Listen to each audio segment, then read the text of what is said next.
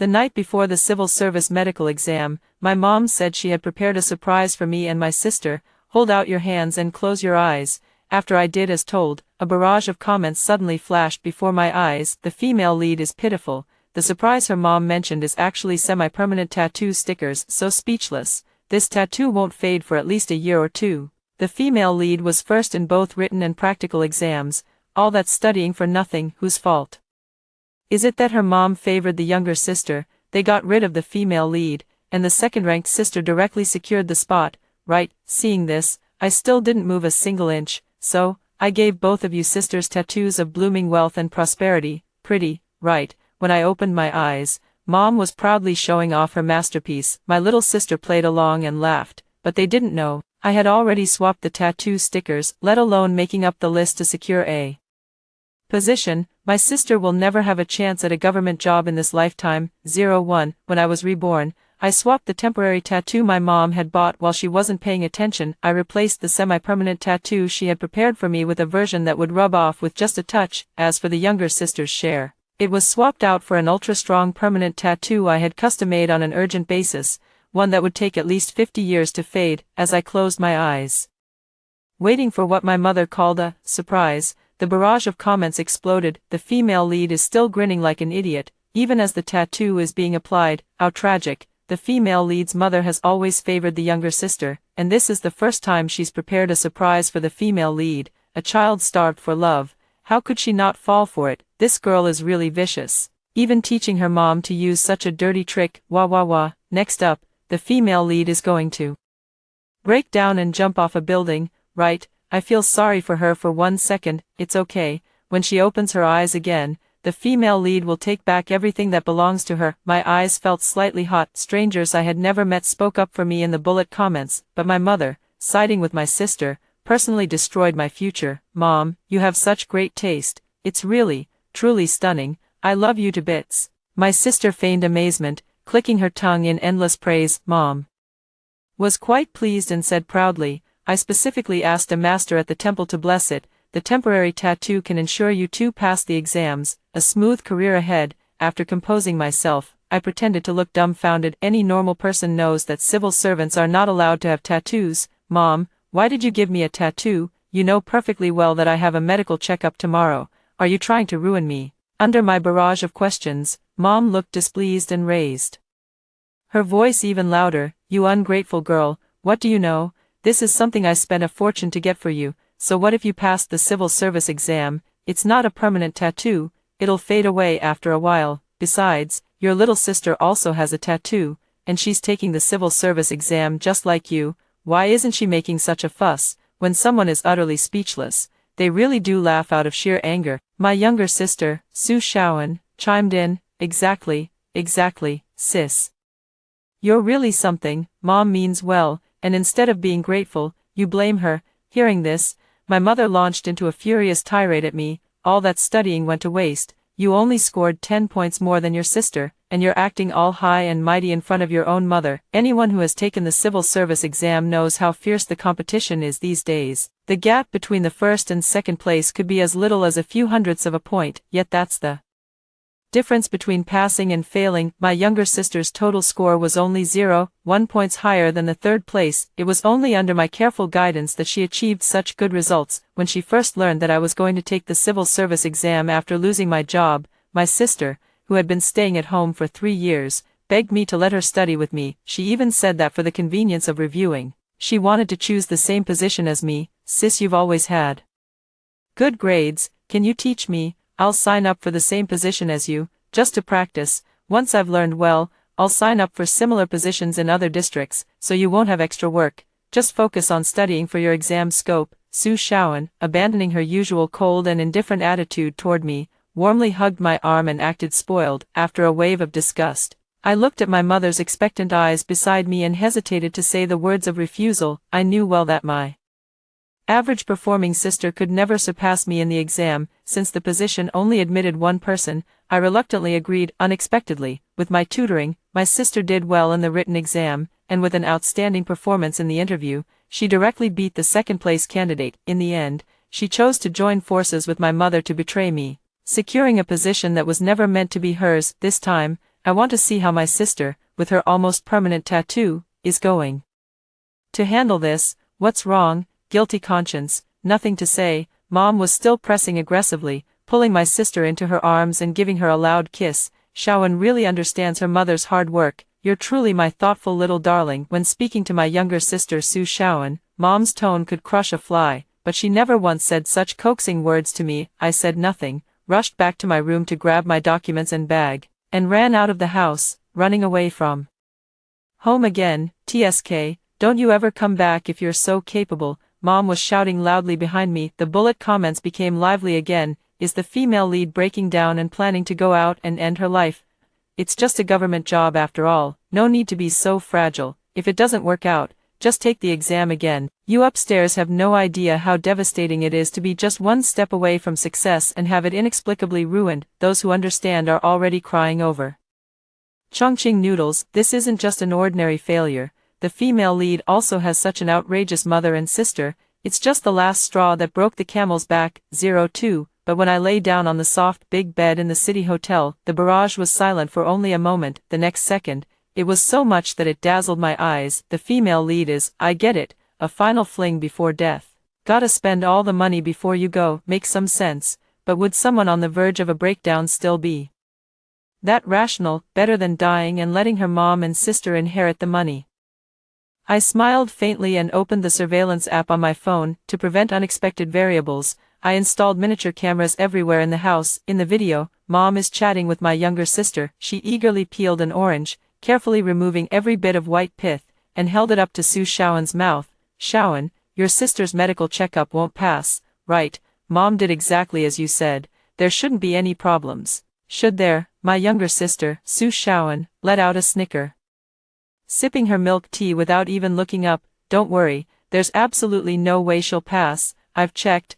People with tattoos can't get into the system. I heard there's even a nude inspection. Even if the tattoo is in a hidden spot, it can't escape the check. Besides, sister's tattoo is right on her hand. Mom nodded in agreement. Shawan is so clever, now I can rest easy. Su Shawan tossed his hair with a smug look. Your daughter is about to land a stable job. A new job calls for a fresh start, so I need to buy some new clothes. Mom, give me another 10,000 yuan. If I wear those old clothes from the closet, I'd be too embarrassed to step into the new workplace. Hearing this, Mom's lips moved with difficulty, and for a moment, she didn't respond. Su Shawan tugged at her mother's hand, acting coy. Mom, I know you're the best. You wouldn't just stand by and watch your daughter embarrass herself, right? So, are you giving it or not? Mom, say something. But my salary hasn't been paid yet this month, and I really don't have any money on hand right now. Mom let out a sigh. What's the big deal? Just ask my sister for it. Su Shawan pouted and began instructing her mother. Just make up some illness, and she'll still give you money, won't she? After all, she's your daughter. She's so soft-hearted. If you sweet-talk her a bit and play the victim, she'll come running back obediently. Wait a couple of days before asking. Your sister is probably still angry today. Mom helplessly ruffled her younger sister's hair. 03. In the hotel, my hand clutching the phone trembled slightly. My mother suffered a difficult labor when giving birth to me, which damaged her health. My father, disappointed that I was a girl, found another woman outside. Mom blamed me for ruining her life, abandoned me to grandma, and chased after dad into the city. Before I turned 12, I always lived with grandma in the countryside. It wasn't until Mom had settled down in the city and divorced dad that she finally brought me to live with her. I was tan dark, my clothes and pants were full of holes, and I was covered in dust from head to toe. In front of my younger sister, who was dressed in a little pink dress, fair-skinned, and had her hair in a bun, I looked like a beggar on the street. My younger sister, Su Shawan, was conceived while my mother was going through a divorce, and the doctor advised against an abortion.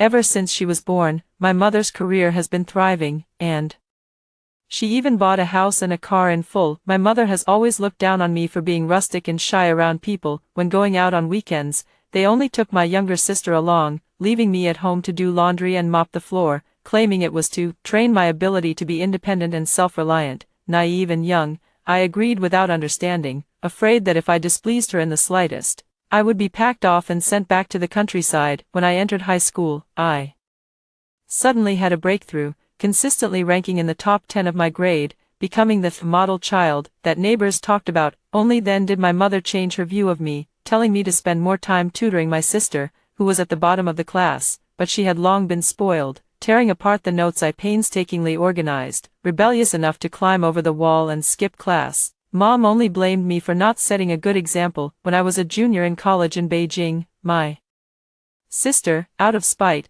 gave up on the college entrance exam and insisted on studying abroad. Mom, left with no choice, had to sell the 200-square-meter house in the city. After spending over $2 million, my younger sister returned home with a diploma from a diploma mill. Mom, the job market is tough right now, so I think I'll just prepare for the civil service exam. With that one sentence. My sister has been holed up at home for 3 years. She stays locked in her room all day, constantly finding ways to ask for pocket money. Mother never spoke a harsh word to my younger sister. She just worked 3 jobs, day and night, tirelessly earning money, and occasionally asked me for money to cover urgent expenses. I watched as Mother's hair gradually turned gray, her back bent and unable to straighten. She couldn't even bring herself to buy the most basic pain relief patches. Every now and then, when I receive a medical report photo from my mom, my heart still softens. I've been sending her money sporadically over the years, and it adds up to nearly 100,000 yuan, and I wasn't well off when I was working. Every single dollar was pinched and saved with great difficulty. I cancelled the 500 yuan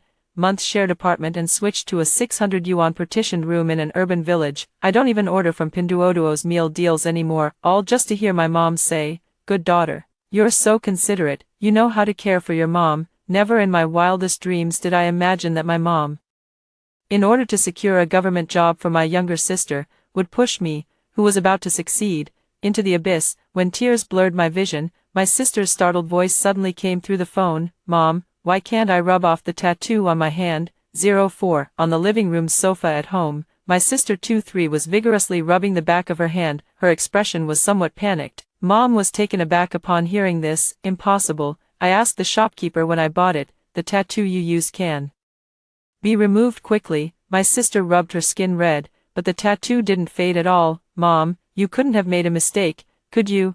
That would be a disaster." Mom quickly picked up her phone and sent several voice messages to the tattoo sticker shop. A few minutes later, she patted her chest and gently comforted her younger sister. I asked, and the seller said some batches might stick a bit more firmly, in 2 or 3 days. Just rub it off with a bit of alcohol. Besides, I marked it when I bought it, so there's no way I could be wrong. Rest assured. My sister nodded. "True, as long as it can be removed in a few days, it's fine. The replacement notice won't come that fast anyway." I turned off the app, reached out, and easily rubbed off the tattoo on my hand. The comments exploded when they saw this. "Whoa, the female lead's tattoo can be removed. Did I go crazy from staying up all night reading novels? Already skipped the first playthrough and jumped straight into the Rebirth storyline. Wow, the female lead must have pulled some strings.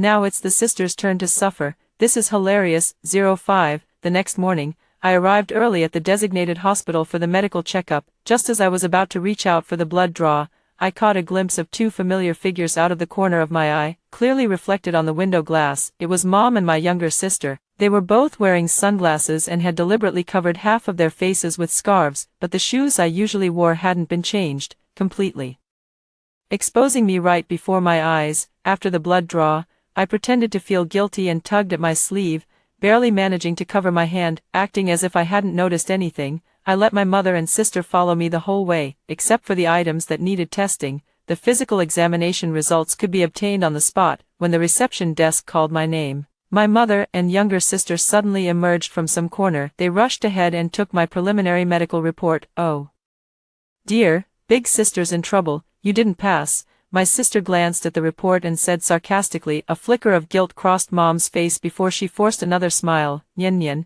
it's okay, you can try other civil service exams, maybe there's a place with less strict rules." My heart suddenly sank. How could I have failed? A week ago, I even went to another top-tier hospital for a checkup, and all my indicators were normal. The tattoo was also scrubbed off last night. Where exactly did things go wrong? "Unauthorized personnel, please leave.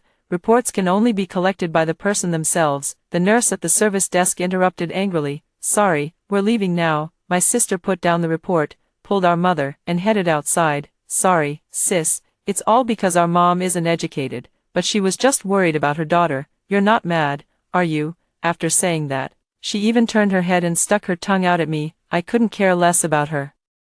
Provocation, I picked up the report and quickly flipped through it. Finally, at the end of the third page of the electrocardiogram, I found a line of bold black text: sinus arrhythmia, tachycardia, follow-up examination recommended. Walking nervously into the ECG examination room, the doctor inside saw me and joked, "Little girl, here for a follow-up, right? I saw you jogging all the way here and was going to tell you to rest for 5 minutes before the test, but you're quick on your feet and just lay down right away." "Doctor, will this arrhythmia affect my medical exam results?" I asked anxiously. Over the past 6 months of preparing for the civil service exam, I've been waking up at 5 a.m. every day and going to bed at 11 p.m. Aside from eating and sleeping, I spend over 16 hours a day on classes and practice questions. I've even lost 15 pounds from all the studying. I've worked through past exam papers so many times that I'm almost able to recite them. After finally managing to evade my mother and sister's schemes, I can't end up trapped in this strange place,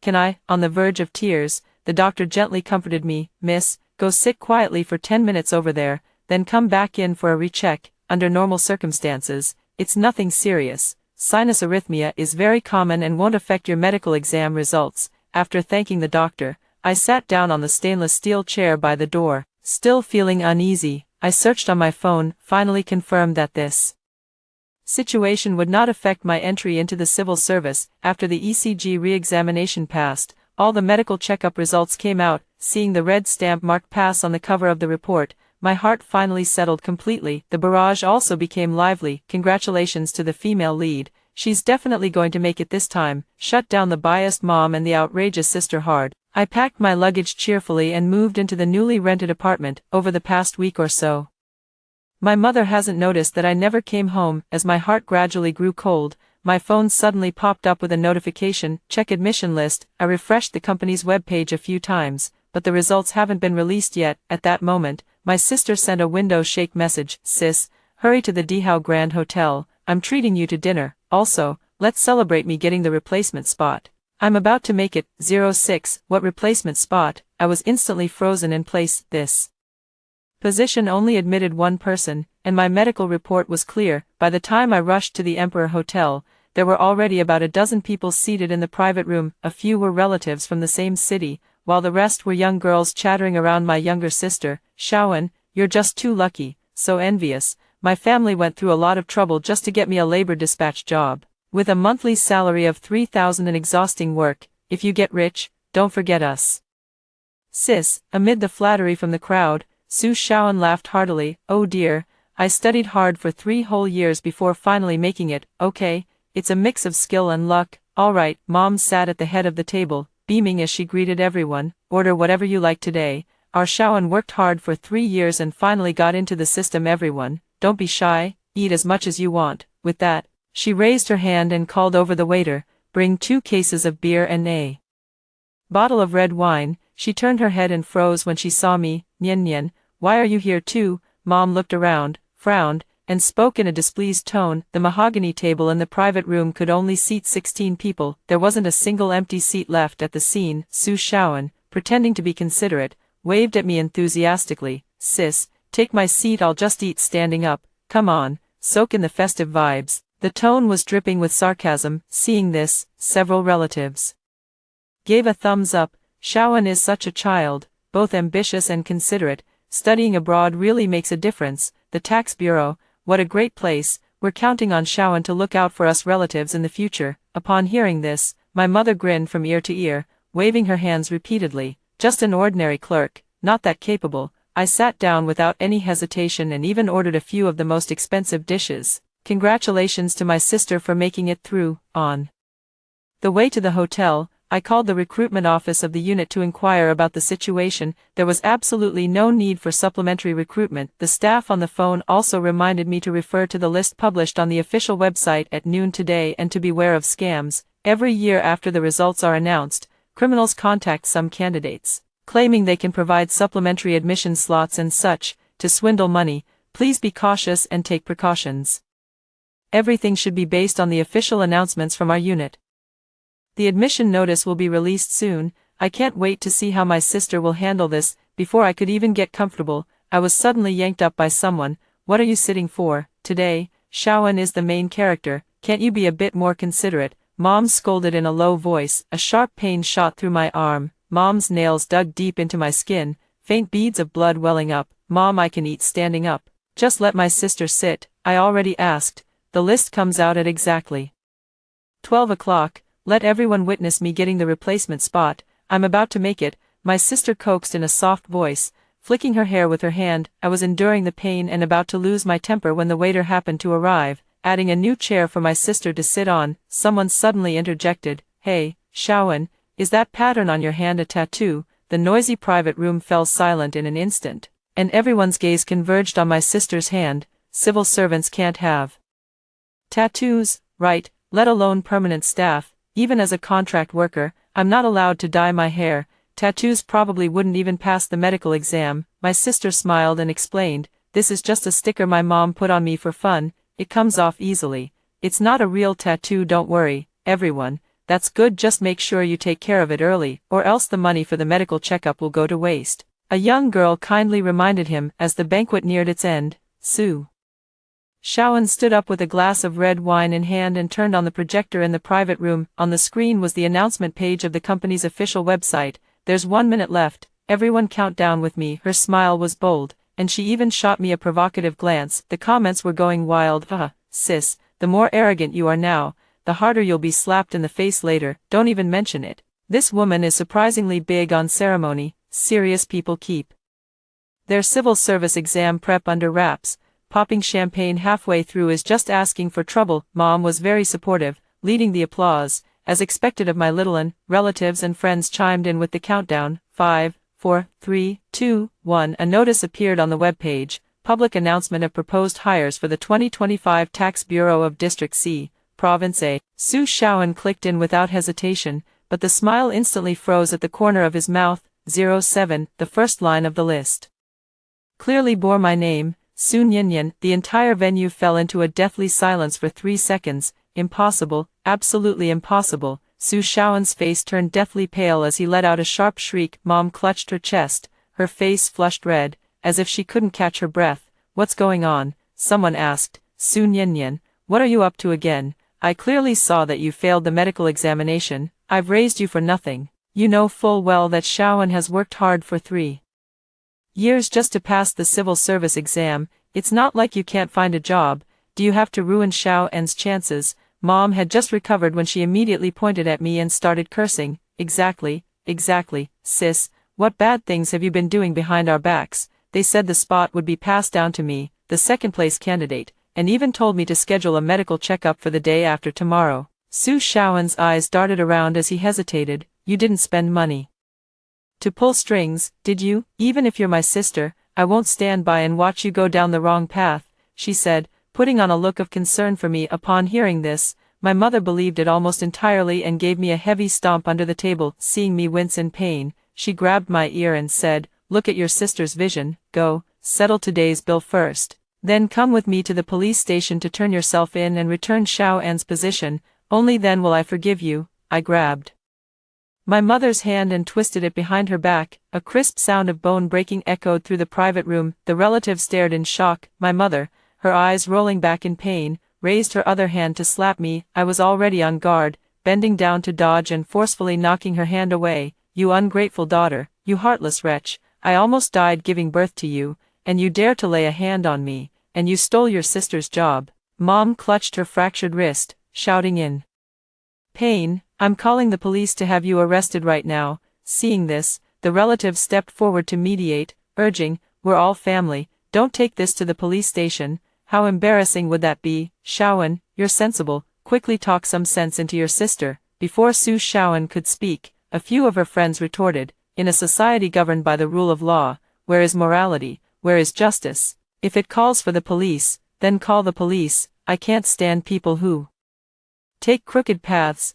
Shaowen earned her civil service position through her own ability. How could you, as her sister, have the nerve to take it away? Shameless. Upon hearing this, Mom nodded repeatedly. "Call the police." "Yes, do it now, Mom. Forget it, calling the police won't do anyone any good." Su Shaowen quickly stopped his mother and turned to me, saying, "Sis, you don't want a criminal record, do you? Listen to me. Go to your workplace, sign a statement renouncing your admission, give me some money, and cover mom's medical expenses. I'll be magnanimous and promise not to say a word about this, then it'll all be over. I won't ask for much, just 100,000 yuan, you've been working for years, so you must have some savings. I laughed in anger, picked up my phone, and dialed 110, hello, I'd like to report someone for extorting a prospective public official and spreading rumors. Su Shaoan was stunned when she saw me calling the police, but quickly put on a tough front, all right, sis.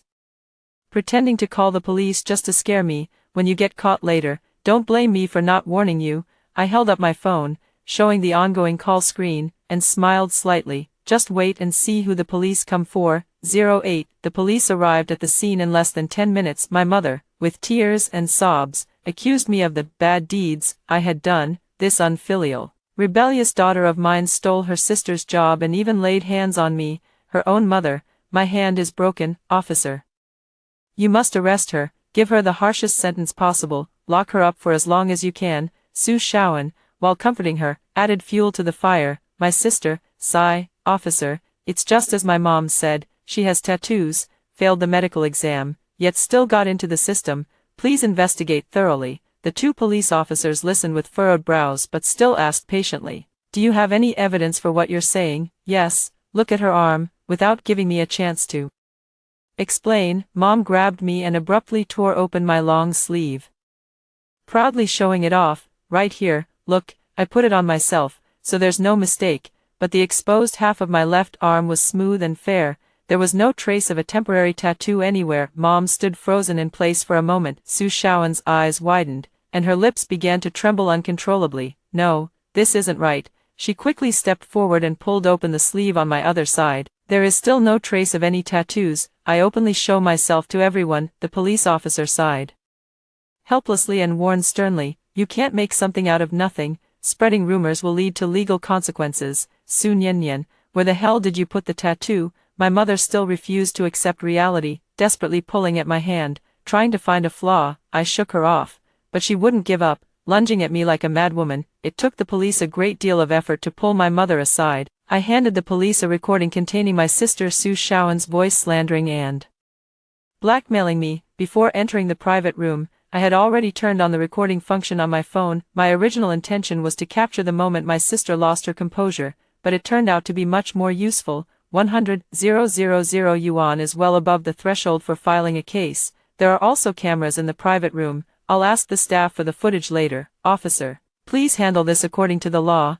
I pointed at my younger sister, Su Shaoan. After the police confirmed that the evidence was solid, they immediately pulled out a pair of silver handcuffs and prepared to take Su Shaoan away. Come with us. My mother, who had collapsed to the ground, struggled to her feet and tightly grabbed hold of the police officer's leg. Comrade officer, this is a family matter. There's no need to take it to the station, right? Please, have mercy and let my daughter Shaoan go. Okay. She then turned to me, playing the victim. Su Niannian, for your mother's sake, let your sister off. I've worked so hard to raise you both. I can't bear to see you two siblings tear each other apart.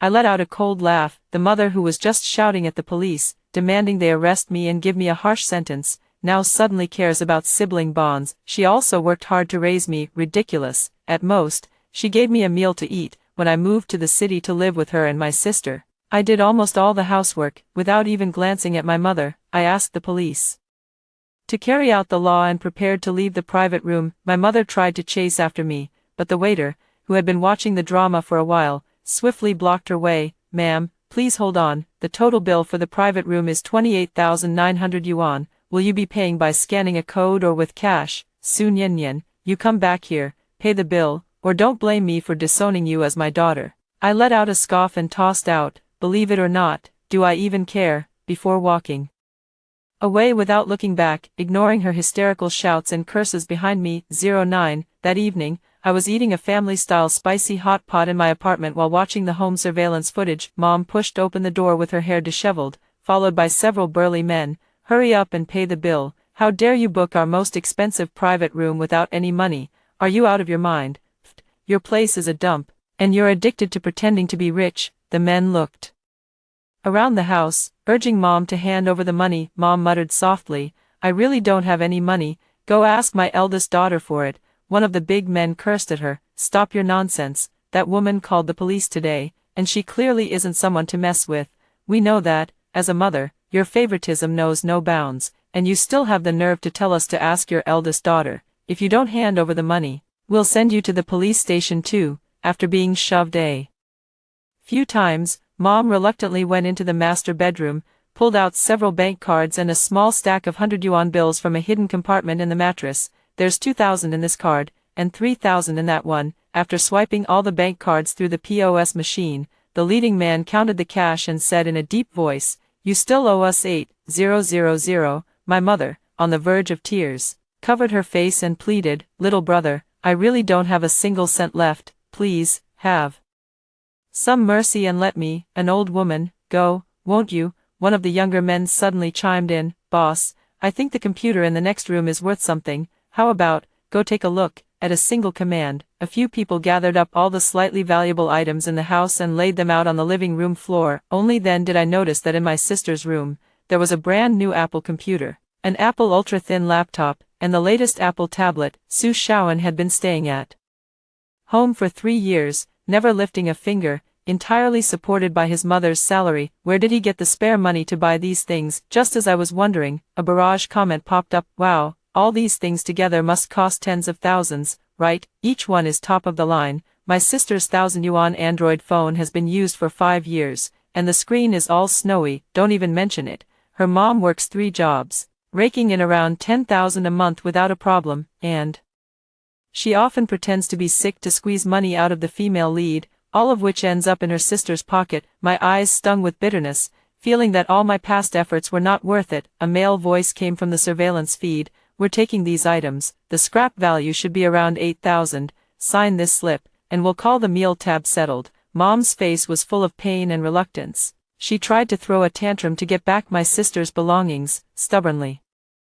refusing to sign. "This is a home invasion," she shouted, but after a few floundering moments, she was pinned to the ground by several big men, unable to move. "You don't agree, huh? Then I'll send you to the station too, and lock you up with your daughter." Hearing about going to jail, my mother instinctively flinched. Finally, she reluctantly signed, letting them take away her sister's fruit family bucket. After they left, Mom slumped to her knees on the floor, murmuring, "How could this happen? It's all that wretched Nyan's fault. She made me lose my husband, and now my precious Anan." 10. Since Su Shaoan did not cause serious consequences, even if punished, it would be difficult to impose a heavy sentence. The lawyer advised me to go through the mediation process, thinking I could get some money. I agreed, with the involvement of professionals. Su Shaoan quickly paid 20,000 yuan and reached an out-of-court settlement with me. At the police station entrance, she held her mother's arm and said to me bitterly, "Sis, just you wait. The person I've asked for help is the head of your tax bureau. In a few days, I'll be able to start working too, and my position will be higher than your clerk role. Once I'm in the unit, don't blame me for not saving you any face." I couldn't help but laugh at that. "You believe whatever people say, you'd better get your head checked. And that tattoo Mom gave you, are you sure you can get rid of it?" "Of course I can. What Mom gave me is just a temporary tattoo," Su Shaoan muttered, lowering his head to glance at the tattoo on his hand. It was completely fresh, with no trace of fading at all. She rubbed it vigorously a few times, but it didn't come off. Mom took a bottle of alcohol out of her bag. "Shaoan, come here, apply some and then rub it." But no matter how hard she tried, after pouring half a bottle of alcohol and rubbing until her skin broke and blood beads seeped out, the tattoo still clung stubbornly to her hand. "Mom, are you sure you didn't make a mistake?" Su Shaoan was visibly panicked, his voice trembling as he spoke. "There's no way it's wrong.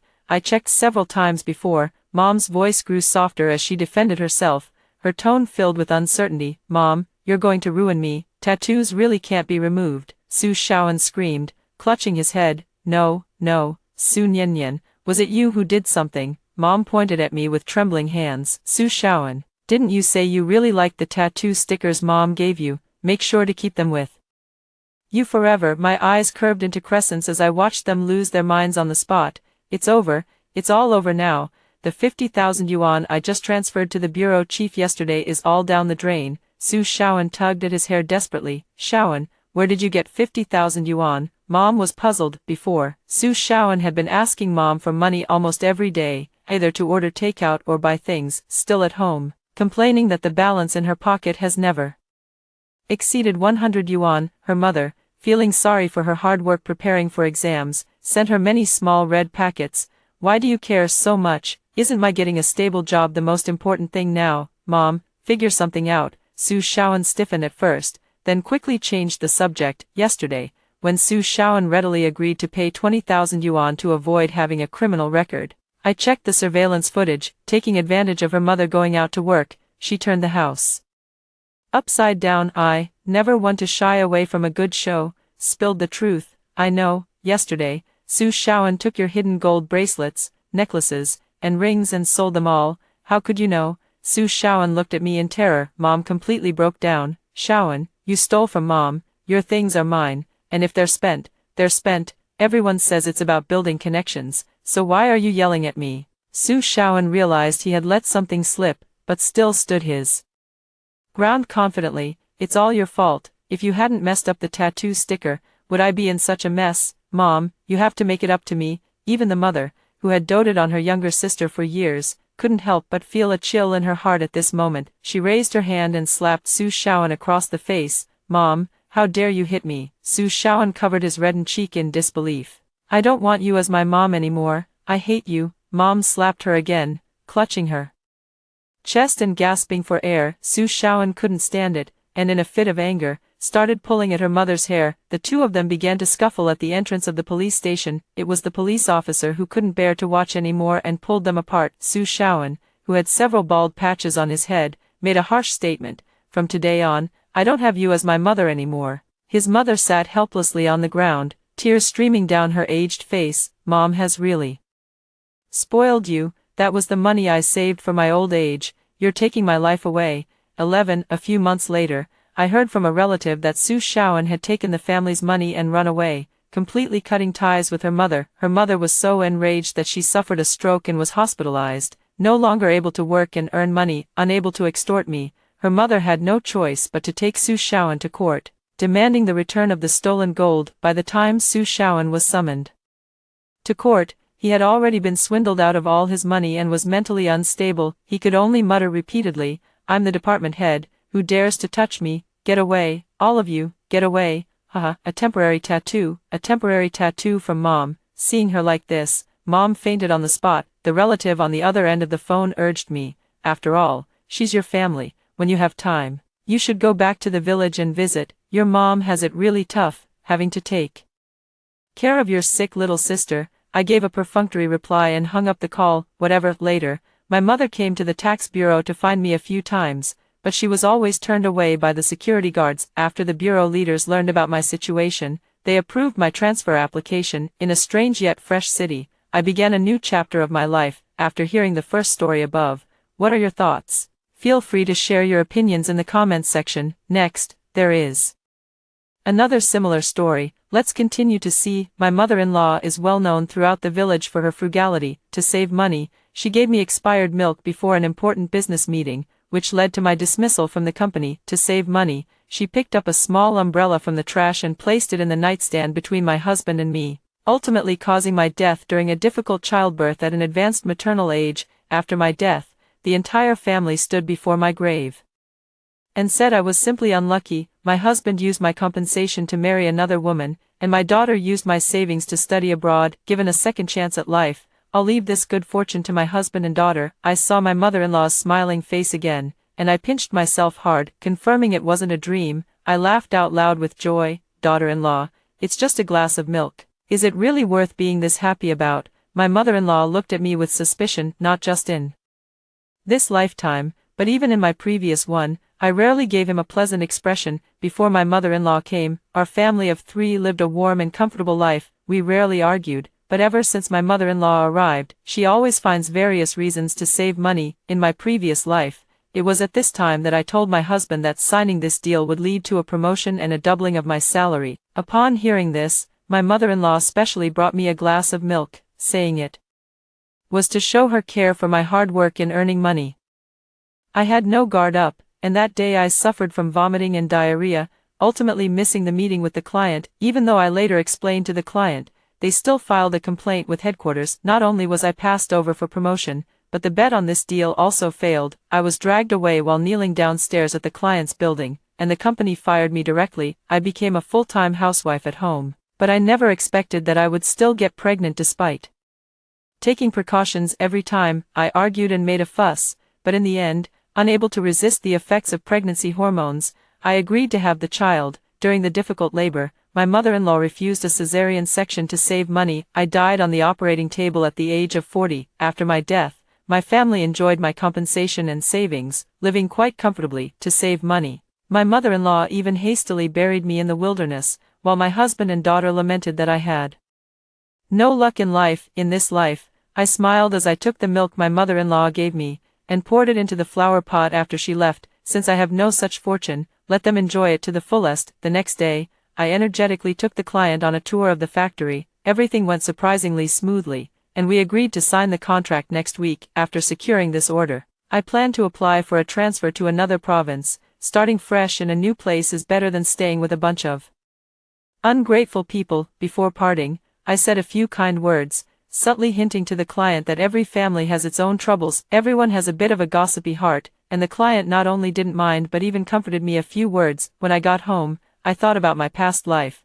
After missing the meeting with the client, I hung my head like a frostbitten eggplant, hearing my mother-in-law and husband happily chatting at home. Son, you can't let a woman climb over your head. If a woman earns too much money, her mind will wander. I'm the one who's really good. I scolded that client, and if he doesn't hold a grudge against you and your wife, that's already pretty good. He definitely won't agree to sign the contract. See, this time your wife will surely be able to stay at home and give birth to a big, healthy baby boy.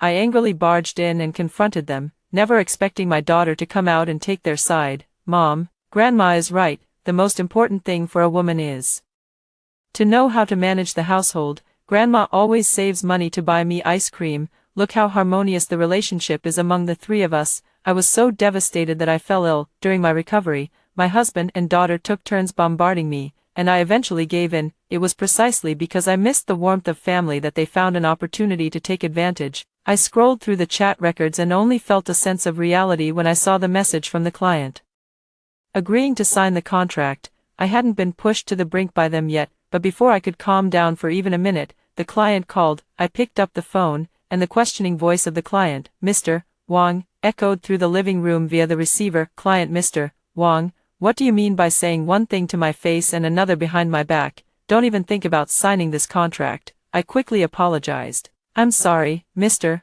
Wang, there might be a misunderstanding between us. Please give me a chance to explain. Mr.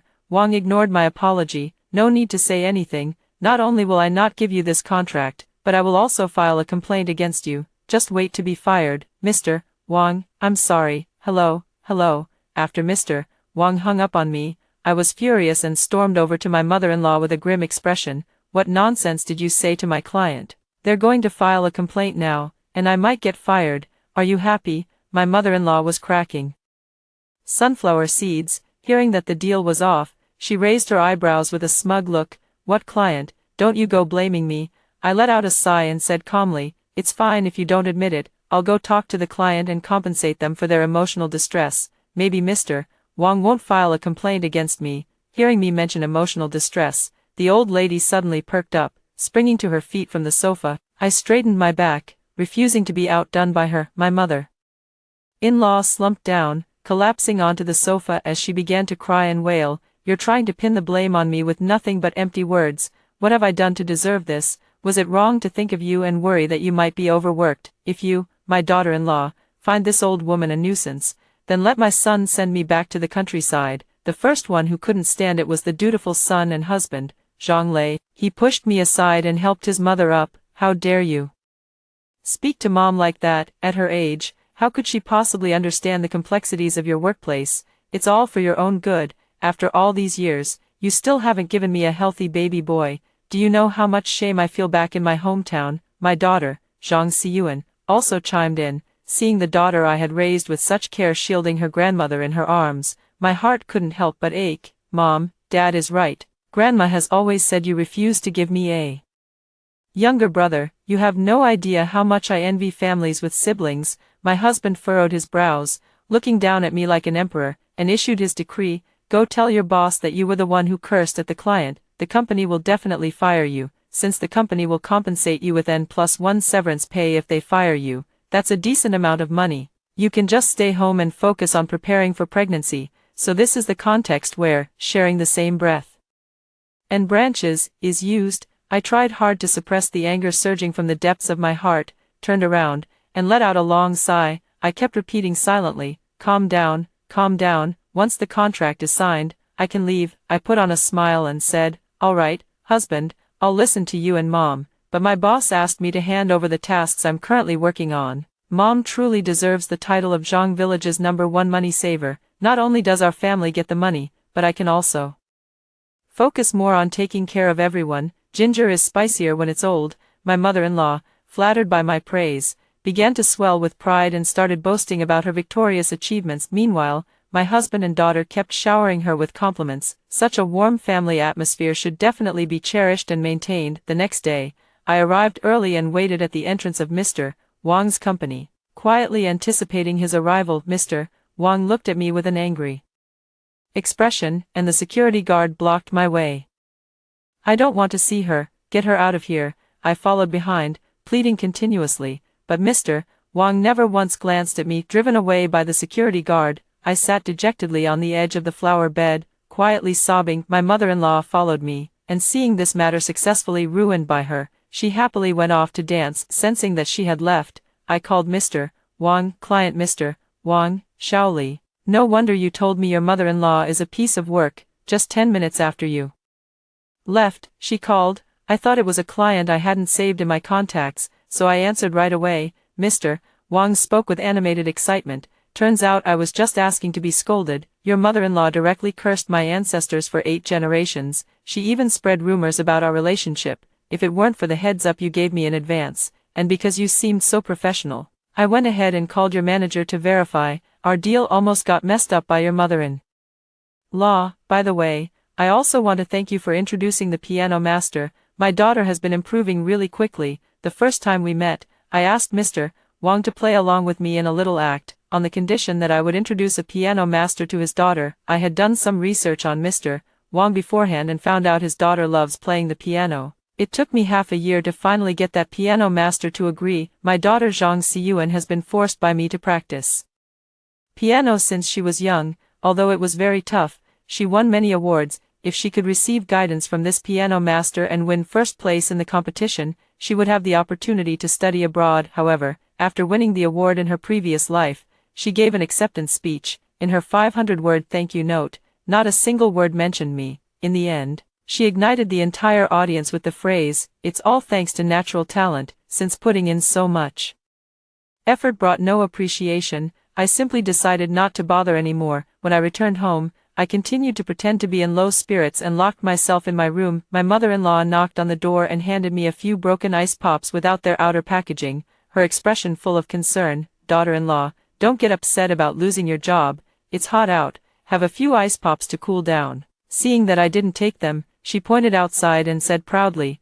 there are still 100 more in the fridge, so don't worry about it. If they run out, I'll go get more. She suddenly stopped speaking, as if remembering something, and kept pushing them into my hands. I was a bit puzzled. Mom, why did you buy so many? Even if the wholesale price is cheap, there's no need to buy in such bulk. Seeing that I wasn't taking it, she peeled one open and started licking it. Only I can find ones that don't cost anything. Don't say it, but the free ones really do taste better. I'll go pick up more tomorrow. The icy juice dripped down, lingering on the shell. My mother-in-law carefully licked it, making contented sounds. I watch as the colorful crushed ice, with its transparent shell dotted with some brownish specks, lies on the plate. With a swipe, the plate is knocked away, sending the crushed ice scattering across the floor and shattering the plate into pieces. Oh dear, you wasteful woman, my popsicles, my $2 plate. Hearing my mother-in-law's exclamation, my husband and daughter also come running over, sucking on their crushed ice treats. My stomach churned,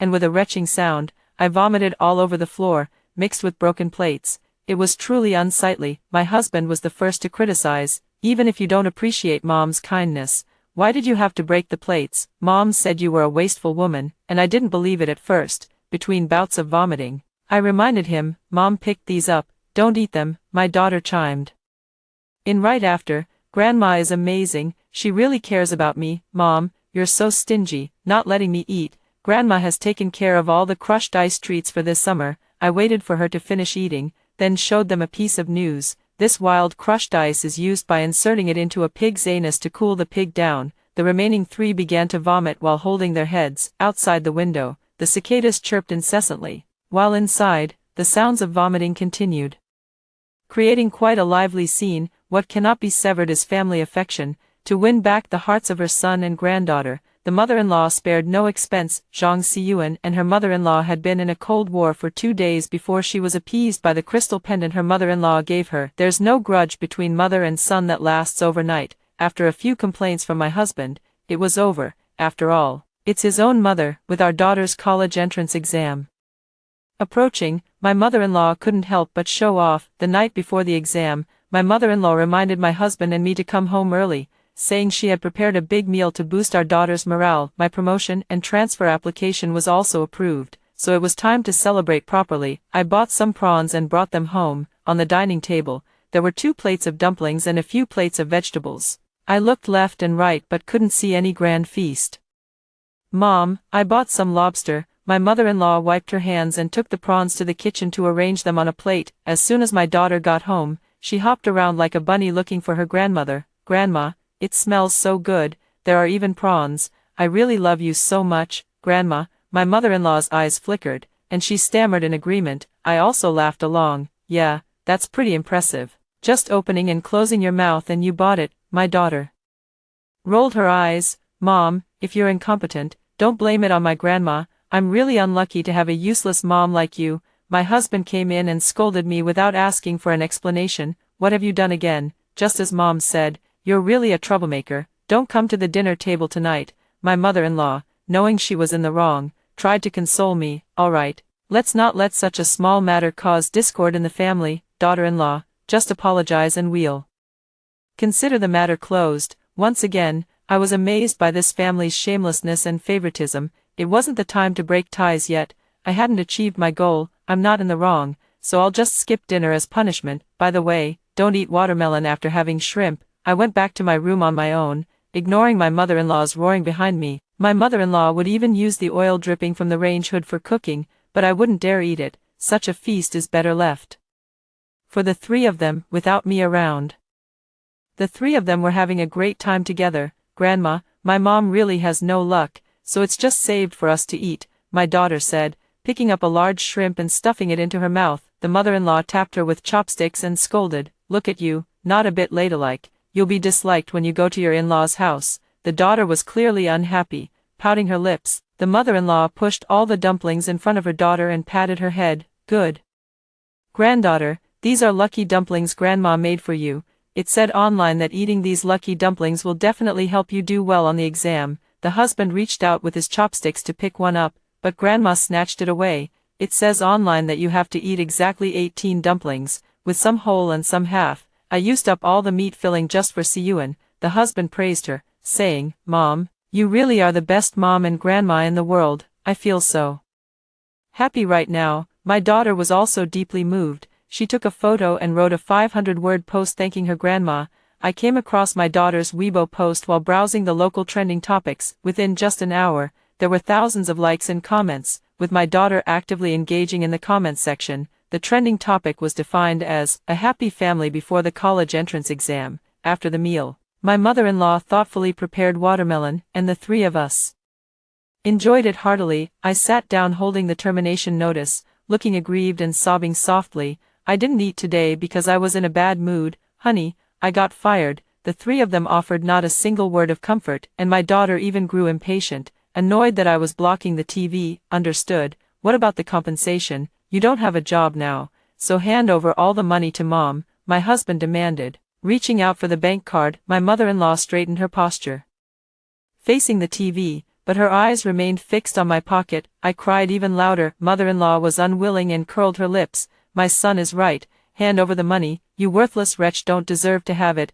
I opened my mouth, then hesitated and burst into loud sobs. The tears were genuine. I had lived in this home for nearly 20 years, giving them my sincere heart, yet they treated me with such casual contempt. After deducting the company's losses this time, only 1,000 is left. Ah. My money. My mother-in-law jumped up and grabbed my collar, while my indifferent daughter and husband glared at me, gnashing their teeth. It's true, the notification and deduction details have been sent to me. I'm penniless now. My mother-in-law tore at my clothes, shouting and cursing. My husband didn't even have his shoes on, dragging one foot, glaring at me. What do you mean you have no money? What about your savings? I hugged myself, lowered my head, and mumbled softly, it was used to cover the losses. Who told mother-in-law to insult the client? Mother-in-law tore at her hair, pounded her thighs, and resisted the fact that I had no money with her whole body. My husband also slapped me, and I took the opportunity to grab his pant leg. Honey, I can now focus on being a full-time housewife. My husband, Zhang Lei, looked at my sallow face and bloated figure, then kicked me away.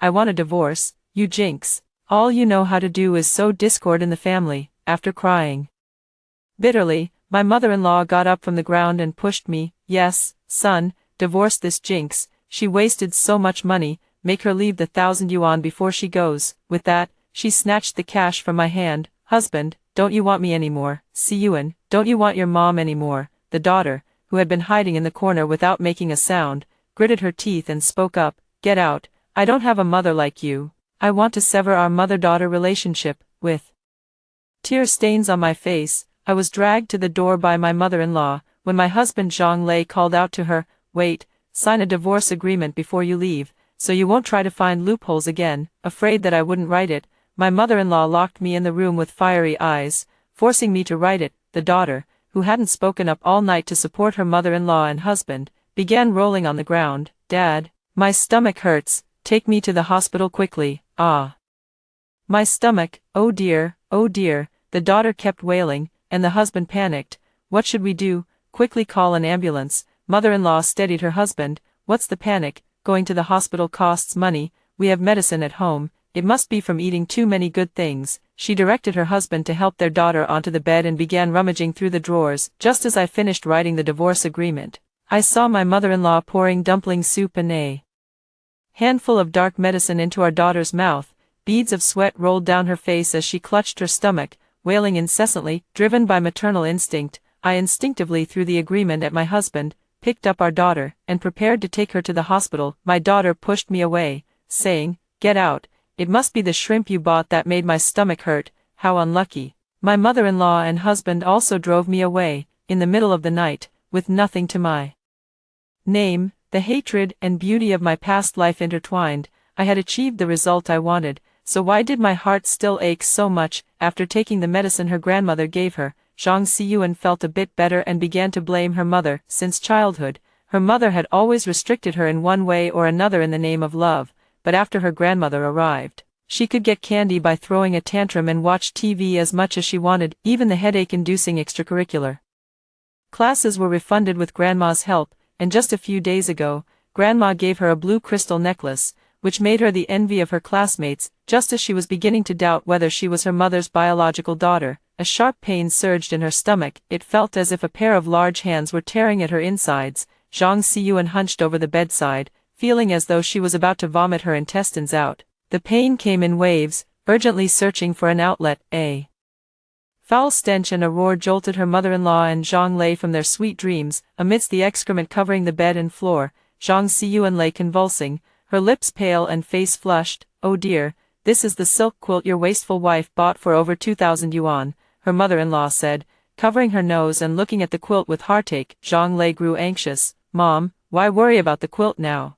Yuan has her college entrance exam tomorrow. She's in the top 20 of her grade, and I'm counting on her to bring honor to our family." The medical staff could smell the foul odor as soon as they entered the hallway, and inside the room, it was so overwhelming they could barely stand. The commotion also startled the surrounding neighbors, who crowded into the hallway to watch the spectacle. Did the Zhang family cook up some shit to eat?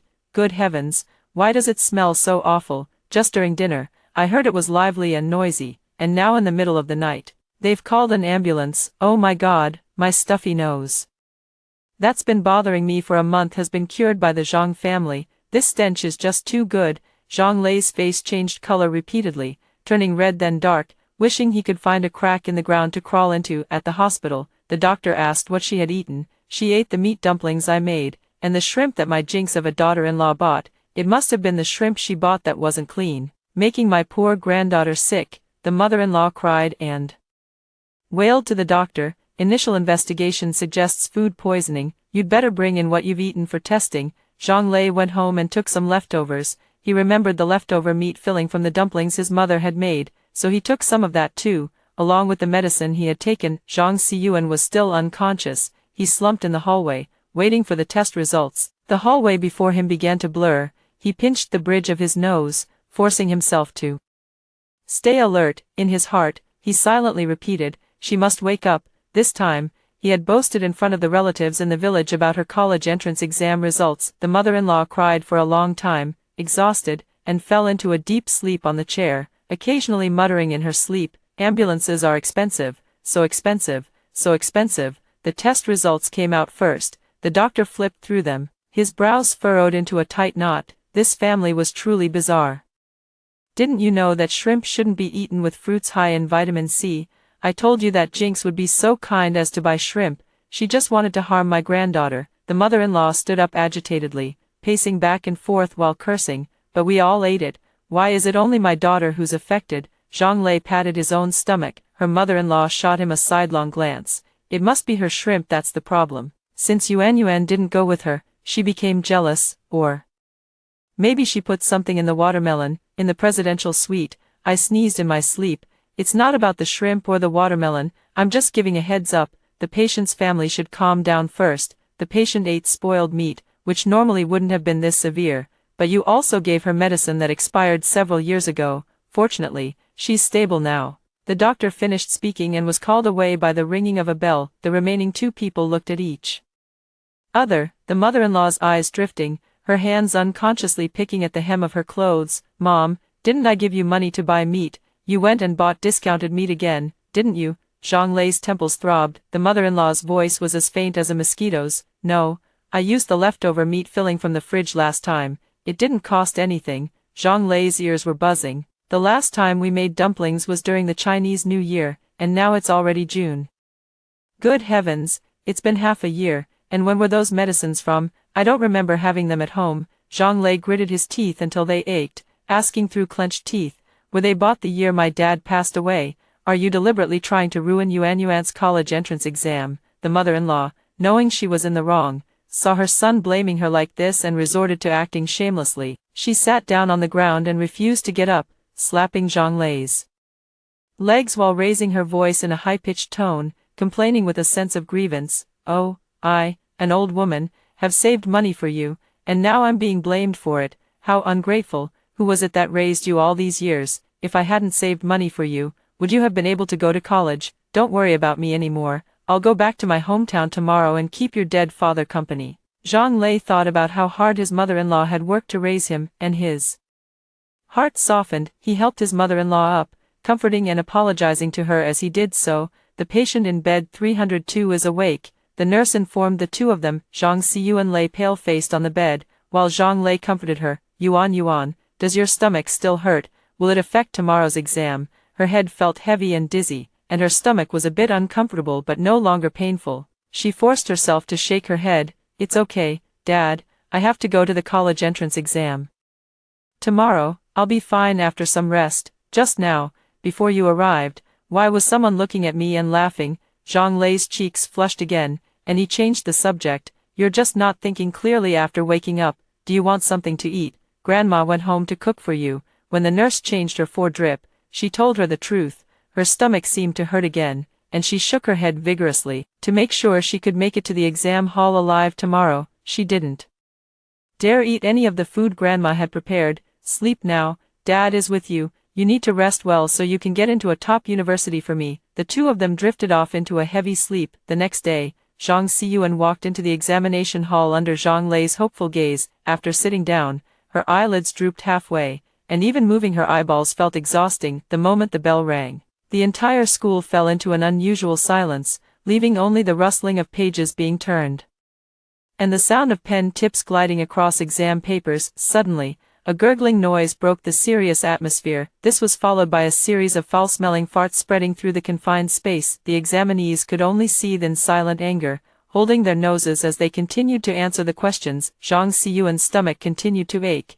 when the pain struck, her knuckles turned white as she clenched her fists. Using the pain to stay awake, wave after wave of pain forced her to prick her hand with the tip of a pen. Her consciousness grew increasingly hazy, until finally, the taut strings snapped with a foul stench. The school had arranged for an ambulance in advance, and she was taken back to the hospital within 10 minutes. Zhang Lei happened to be handling the discharge procedures when he saw Zhang Xiyuan appear again. His hand holding the forms froze stiff, and he only snapped back to reality when the doctor reminded him. 3 days later, she woke up. The moment Zhang Xiyuan regained consciousness, she threw herself into Zhang Lei's arms and cried, "Dad, it's over. I missed the college entrance exam, and I had an accident in the exam hall." Zhang Lei also pounded his own head. His mother had racked her brains to save money for his education, and on the day he passed the exam and left the mountain village, many people were envious. Later, he stayed in the city, had a decent job and marriage, and every year when he returned to the village was the time he held his head the highest. After having a daughter, his wife did not conceive again for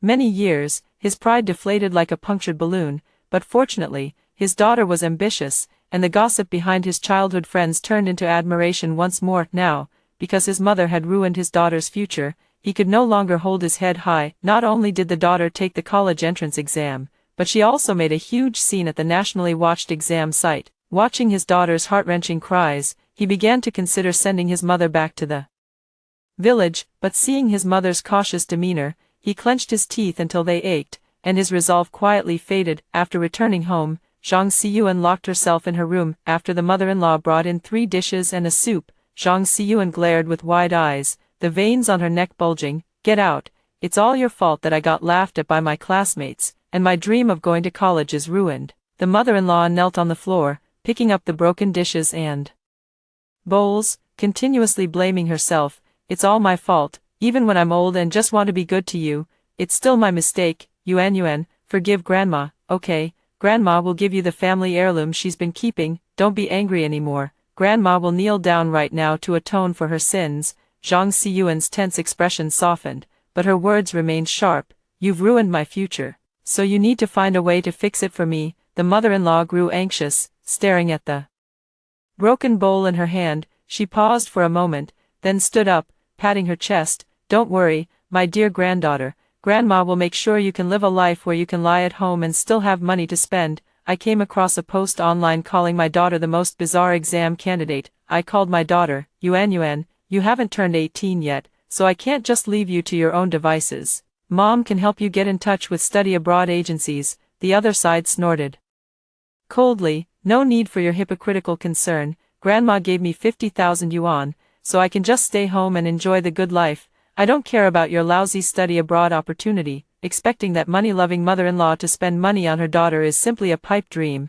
By the way, after I left you, my dad, who hadn't been promoted in 5 years, is getting a promotion this week. Don't forget we've cut ties, so don't call anymore. A busy tone choked my words. "Sisterly, is the new home all tidied up? We've prepared housewarming gifts." I took out the SIM card and snapped it in two, smiling as I spoke. "Almost ready. Welcome, everyone, to visit my new home." The fireworks set off outside. The floor-to-ceiling window sparkled brilliantly, and I too am about to start my new life. Zhang Lei is preparing for the Monday performance review meeting, which will be a great opportunity for him to earn praise from the leadership. He was still struggling with his tie selection when his mother-in-law walked in. "Son, do you have any clothes that need washing? I can wash them for you while I'm at it." Zhang Lei picked up a suit and reminded his mother-in-law, "After washing this set, please iron it for me." The mother-in-law nodded in agreement. Each family member harbored their own thoughts, eagerly anticipating the promotion. Zhang Xiyuan waited all day, hoping that when her father returned, she could ask him for a gift. Zhang Lei pushed open the door, and Zhang Xiyuan aimed a party popper at him and twisted it open. "Congratulations, Manager Zhang." Confetti filled the air, and after it settled, his weary face was revealed. His tie was nowhere to be seen, and his shirt and pants were disheveled and loose. Sensing the shift in mood, the air suddenly grew tense. Seeing her son's despondence, the mother-in-law stepped forward to comfort him. "What's wrong, son? Did it not go well?" Zhang Lei's eyes were icy as he stared at his mother-in-law and asked, "What did you wash my clothes with?" The mother-in-law replied calmly, "I saw some brand new clothes thrown in the trash bin in the neighborhood. I felt sorry for them, so I picked them up and brought them home." is that wrong? Zhang Lei roughly pushed her arm away. It was those clothes that made me lose face in front of the chairman. On his way to work, Zhang Lei had noticed occasional itching on his body. Before the meeting, he couldn't help but scratch all over. He couldn't even change his clothes in time before being dragged off to the meeting. During the performance review report, the room was silent, except for the occasional noises made by Zhang Lei. The chairman was already displeased. When Zhang Lei took the stage, he couldn't help but fidget and scratch, leaving marks on his exposed skin. Everyone thought he had a contagious disease. Forget about a promotion. He almost ended up being quarantined himself. Zhang Xiyuan's dream of going abroad and Zhang Lei's dream of promotion were both shattered. The two looked at the culprit. The mother-in-law still wanted to argue. I did it for the good of the family. Unfortunately, no one was willing to pay for her good intentions anymore, and the mother-in-law was sent back to the countryside overnight. The two people at home can't stand the sight of each other. Zhang Lei assumed a parental tone. You should go out and find a job. Do you plan to rely on your parents for the rest of your life? Zhang Xiyuan lounged lazily on the sofa, scrolling through her phone without looking up. You need to have money for me to rely on. I haven't even finished spending the 50,000 yuan grandma gave me last time. What 50,000 yuan? Where did your grandma get that kind of money? Zhang Lei asked, puzzled. The door chimed in response to the occasion, and upon opening it, there stood a woman with permed curls and dressed in large floral patterns, followed by a tall, dark-skinned man, both carrying numerous bags. The woman, speaking in dialect, craned her neck to scan the room. Oh, we're here to see Zhang Xiyuan. Zhang Xiyuan, unhurried, glanced at the doorway. Who are you? I don't know you. The woman, carrying a gift bag, stepped inside and surveyed the room, remarking, oh, why isn't Auntie here? They plopped down on the sofa and explained, Auntie accepted our betrothal gift last month. Didn't she tell you? What betrothal gift? Father and daughter Zhang exclaimed in unison. It's just 50,000 yuan, didn't you know?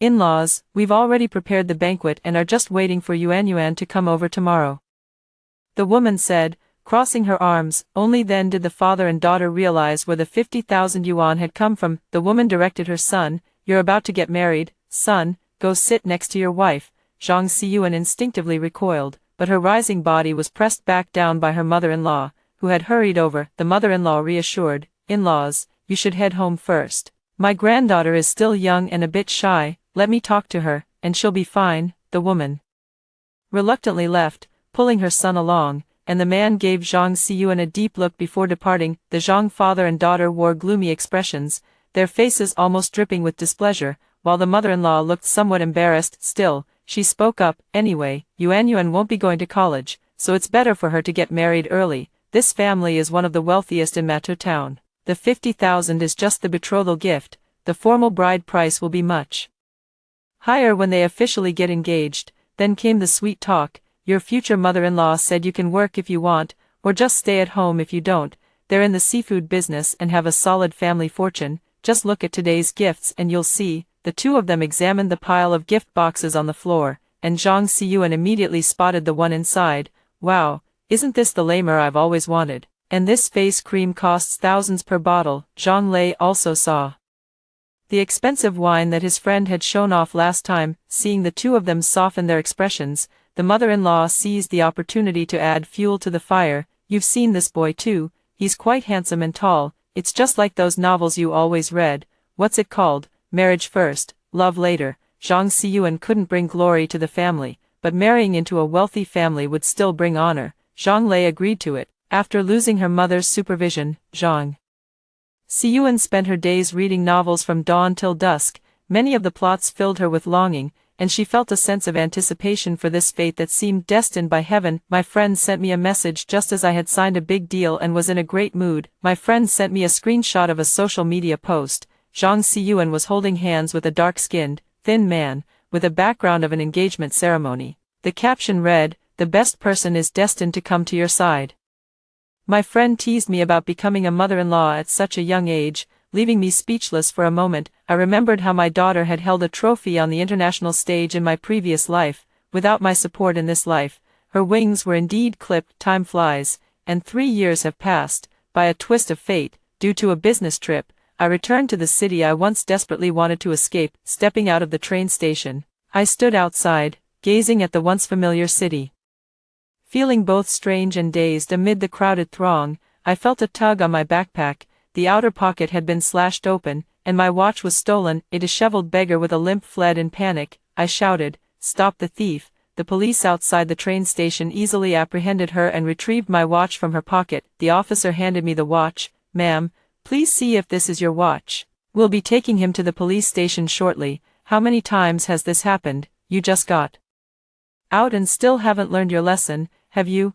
I didn't want to get further entangled and turned to leave, but the beggar grabbed my pant leg. I heard a familiar voice. "Mom, I was wrong." I took her to a hotel, where she ate ravenously and suddenly burst into tears. "Mom, he hit me, even when I was pregnant, and after he beat me into a miscarriage, he abandoned me." From her description, I understood the whole story. Despite being one of the top families in Matteau Town, they had to go elsewhere to find a match. On the night of the engagement banquet, the man revealed his true nature, confining her at home, cutting off all contact with the outside world, and treating her as a tool for bearing children. Any mistake she made would result in a severe beating. Just because she ate one extra egg during her pregnancy, she was beaten until she miscarried, and she was the man's third wife. After this miscarriage, she lost her ability to bear children and was looked down upon. She had no choice but to find a way to escape, breaking one of her legs but managing to save her life. I ordered another chicken leg rice and pushed it toward her.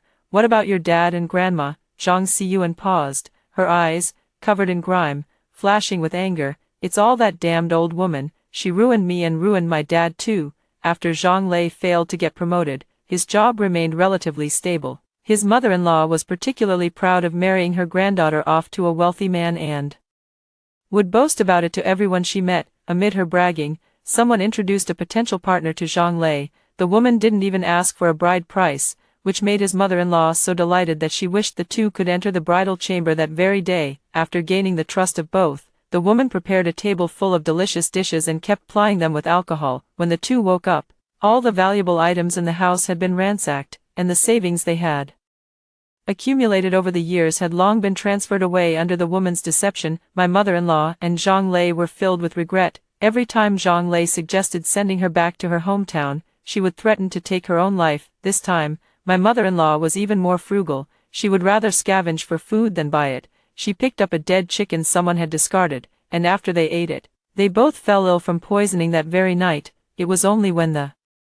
neighbors noticed a foul smell and called the police that their bodies were discovered. My mother-in-law was still clutching the family's bankbook in her hand. I asked Zhang Xiyuan about her plans. "If you still want to pursue adult education, I can cover the costs, but that's all I can do." The light that had just ignited in her eyes went out, and she suddenly spat out a mouthful of blood, her body trembling. "I don't have many days left to live." The heirloom necklace the old woman gave me was a radioactive chemical she picked up at the construction site.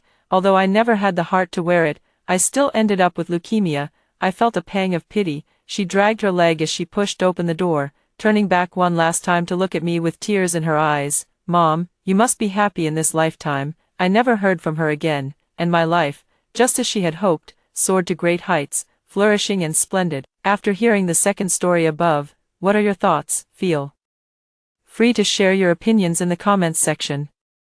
Next, there is another similar story. Let's continue to see. I had the chance to experience a limited-time superpower with my college roommate. She quickly chose the red pill, which could increase the opposite sex's affection for her. I had to settle for the blue pill, gaining double time, but it only worked on myself. 10 years later, when the superpower trial period ended, we reunited at a class reunion. I became the CTO of a top tech company, while she was schemed against and abandoned by her wealthy in-laws. Reduced to working as a cleaner in a hotel, she stabbed me in a frenzy, dragging me back to the day we had to choose the pills, both of us reborn. This time, she snatched the blue pill first, gloating as she prepared to watch me repeat her downfall. What she didn't know was that from the very beginning, the red pill was the one I truly wanted. My roommate and I were reborn together. Returning to the day we had to choose the pills, the mysterious man opened his palm, pointing at the 2 pills in his hand, and was about to explain. "The superpower of the red pill is..." Nancy snatched the other blue pill and swallowed it, licking the corner of her lips in relief. "I know, the red pill increases the opposite sex's affection for you, while the blue pill grants double time, but only works on yourself." She turned to look at me, beaming with pride. "Relying on men always comes with the risk of being abandoned one day, but the time you gain is your own, don't you agree, Taylor?" In Our previous life, when Nancy and I were choosing the pills, she snatched the red one before I could. Soon, she maximized the affection levels of the men around her, attracting a swarm of admirers. Some helped her with homework, some bought her flowers and snacks, and some even showered her with houses, cars, and luxury goods. In the end, she chose to marry the wealthiest heir among her classmates, using him as a stepping stone to meet even more affluent and influential partners. After 3 divorces, she, coming from a humble background, successfully married into a wealthy family, becoming sensational news for a time. As for me, I took that blue pill and gained double the time. I wasn't exceptionally smart, so I had to rely on the extra time to study hard, pursuing a master's degree and then a PhD. All the way, I barely became a genius by studying twice as hard as others, was recommended by my mentor to work at a top-tier tech company, and then, by putting in double the working hours, helped the company overcome numerous technical challenges, eventually becoming the chief technology officer. 10 years later, the superpower vanished. I had already accumulated enough achievements and wealth, gaining both fame and fortune, and no longer needed to spend time striving desperately. Nancy's husband, however, immediately lost interest in her and left her with a divorce agreement. Her mother-in-law, who had long disliked her, skillfully ensured she didn't get a single penny, forcing her to leave with nothing. After a decade as a wealthy wife, she had lost the ability to support herself and could only work as a cleaner in a hotel. At the class reunion, I ran into Nancy again. Bitter from life's hardships, she pretended to be wealthy but was exposed, and in her humiliation, she grew resentful of me, who was the center of attention. If only I had taken that blue pill back then. Under the guise of toasting, she plunged a fruit knife into my heart. Before losing consciousness, her venomous curse echoed in my ears, "Taylor, you stole my life." Ignoring Nancy, I picked up the remaining red pill and swallowed it. "The duration of the superpower is 10 years, good luck to both of you." The mysterious figure bowed and vanished into thin air, leaving Nancy and me back in our dorm room. Our other 2 roommates were out for class, leaving just the 2 of us in the dorm. "Isn't it just about studying with double the time, Taylor? I'm smarter than you." In her previous life, Nancy had meticulously studied the media reports about me and knew every detail of my journey to the pinnacle of success. This time around, she plans to follow in my footsteps and replicate my success. She is very confident. In terms of intelligence alone, she is indeed a bit smarter than me. I smiled without refuting. If Nancy wants to endure the hardships of studying, let her go ahead. What she doesn't know is that in my past life, what I truly wanted was that red pill all along. The favor of the opposite sex can bring not just love, but also resources and benefits. Nancy in her previous life also understood this principle, but she was too foolish. She kept searching for more powerful men to attach herself to, becoming the enviable trophy wife, yet she never made long-term plans or thought to secure the leveraged resources and benefits for herself. Even after being reborn, she still failed to grasp this truth. It was the first semester of her junior year, and final exams were just around the corner. Roommates are all cramming for exams, only Nancy is taking it easy, because she has twice the time to spare. As for me, I must improve my efficiency. I went over my plan in my head at night, and got up early the next morning to study at the library. I've pretty much forgotten everything I learned in college in my previous life, so picking it up again is a bit of a struggle. To speed things up, I used my superpower to slightly increase the favorability of Bruce, the top GPA student in our class, toward me. When increasing favorability with the opposite sex, you can actually control the degree. In my previous life, Nancy always maxed out the favorability, enjoying the obsession and pursuit from the opposite sex, but I only need a little bit, just enough for Bruce, who I'm not very close with,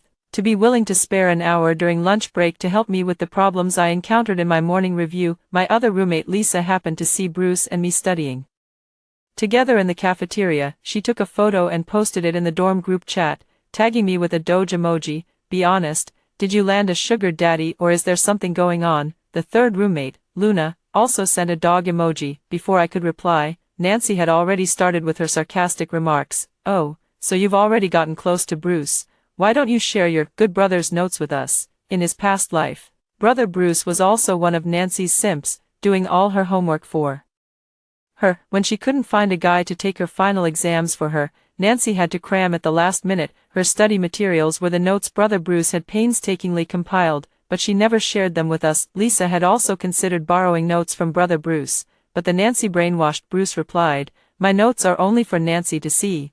Lisa was so angry that she secretly cursed them as a shameless couple for 3 days. The friendly relationship between Lisa and Nancy was thus broken. Later, I shared my notes with them for reference, and both of them helped me supplement many important details.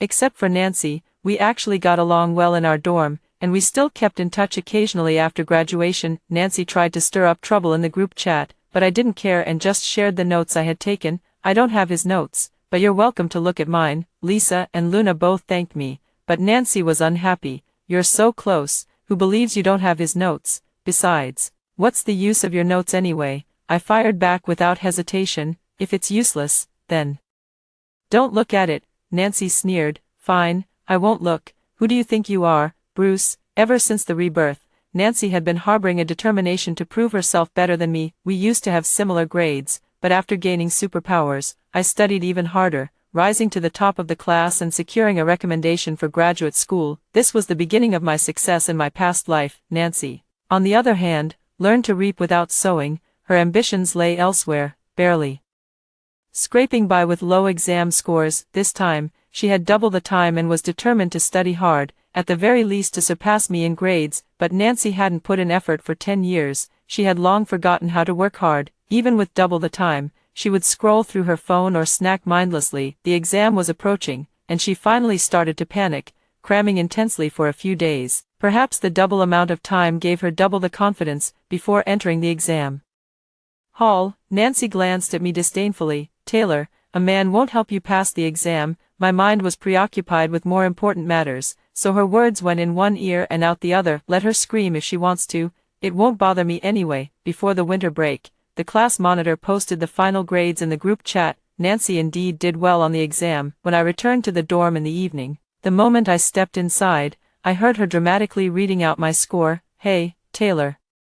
You're out early and back late every day, with Bruce teaching you hands-on, and you've only just managed to pass. She became even more convinced that my success in my past life was all due to the superpower of having double the time. I ignored her. The exam scores were already within my expectations, because I only studied in the mornings every day, spending my afternoons and evenings on market research. Asking Bruce for advice was just to ensure I could pass the exams and graduate smoothly. After being reborn, the moment I swallowed the red pill, I abandoned the path of chasing grades. With no natural talent to begin with, why obsess over academic advancement? One must learn to leverage strengths and avoid weaknesses.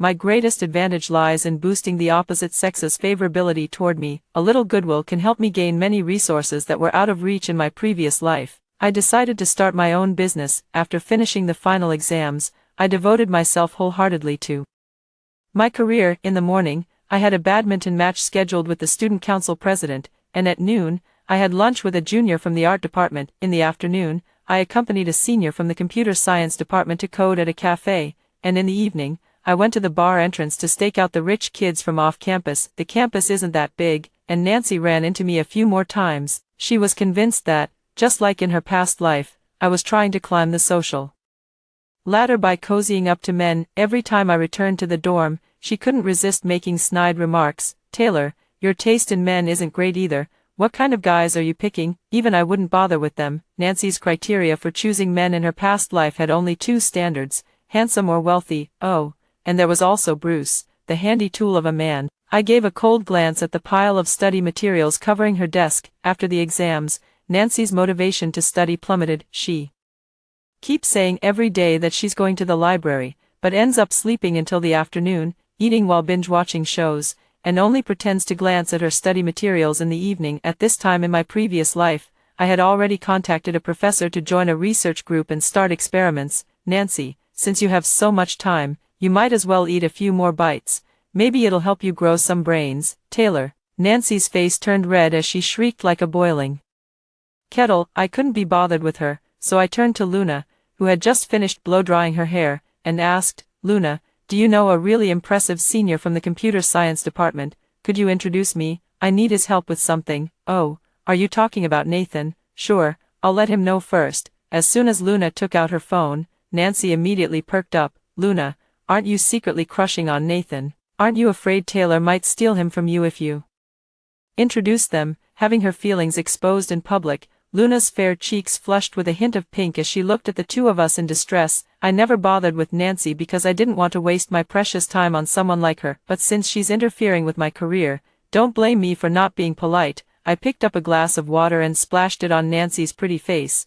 Wash that romantic obsession out of your head, will you? Her eyes widened in shock, and she froze for a few seconds before finally reacting. She lunged at me with her claws out, only to trip over the table leg and take a hard fall. Nancy, with water dripping from her face, called her counselor in the middle of the night to demand justice. Rubbing her bruised knee, she looked pitifully at the teacher and said, "Teacher, Taylor is bullying me in the dorm." She deliberately splashed water on me and pushed me to the ground. "Look, I'm all bruised like this." In her previous life, Nancy had a close relationship with the counselor. Her name was always on the list of award nominees sent from the class to the college, which stirred up a lot of controversy. Everyone said the counselor was blinded by favoritism, but only I knew the real reason. Our professional counselor is a man. Nancy was so angry with me that she was dizzy and instinctively thought he would unconditionally take her side as before, forgetting that in this life, she had chosen the blue pill. The awakened counselor called us into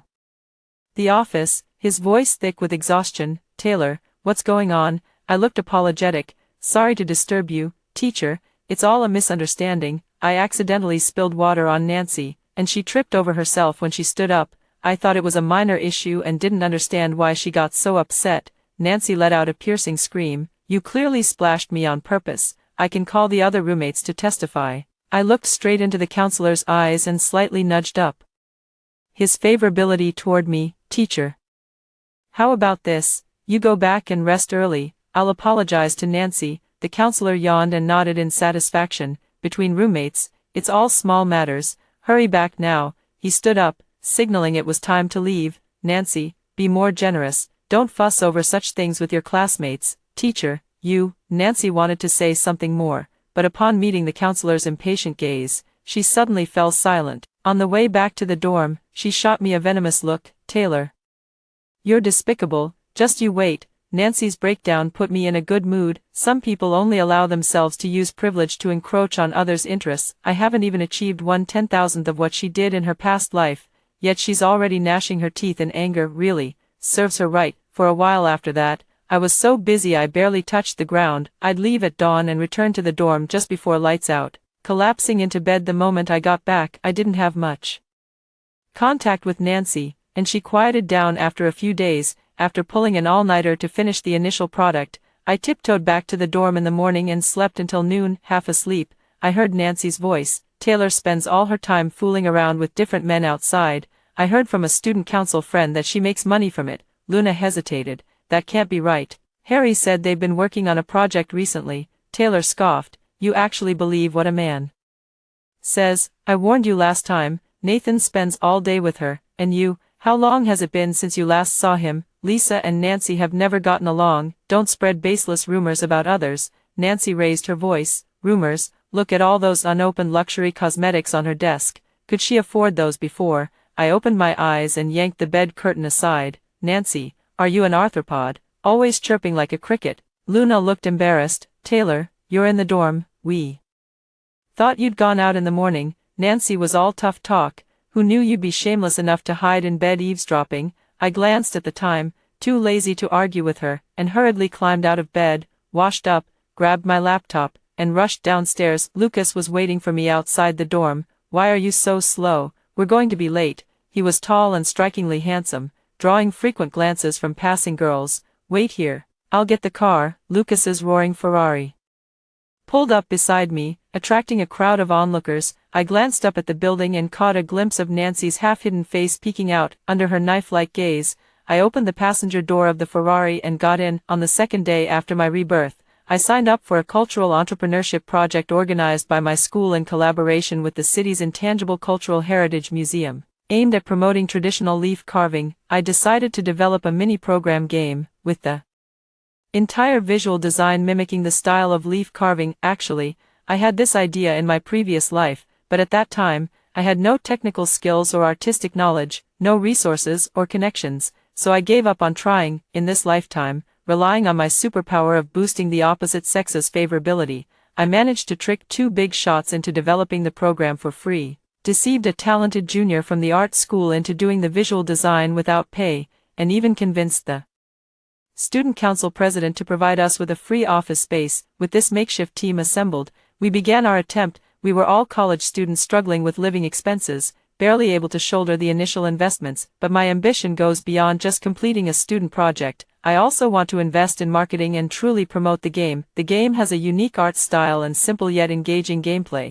I believe it will definitely achieve commercial success. It promotes traditional culture while also earning the first pot of gold. However, the subsequent refinement of the game and later promotional efforts require substantial financial support. I set my sights on Lucas. He is the top rich second-generation heir at our school. In my past life, Nancy's first marriage was to him. This guy isn't short of money and has no interest in our project. No matter how hard I tried to persuade him, it was no use, so I had to use a cheat code to increase his favorability towards me. 1 second he was walking straight ahead with a cold expression, not interested. The next second he stopped, turned around, and a glimmer of interest flashed in his eyes. But go ahead, tell me about it. Lucas was thus dragged onto our pirate ship by me. With him on board, our hardware facilities for program development were significantly upgraded, and our daily meals improved considerably. Everyone was in high spirits, and efficiency doubled. We signed up for the city's entrepreneurial project competition, and this afternoon is the final round. Lucas sped me to the scene in the nick of time. Under the gaze of countless eyes,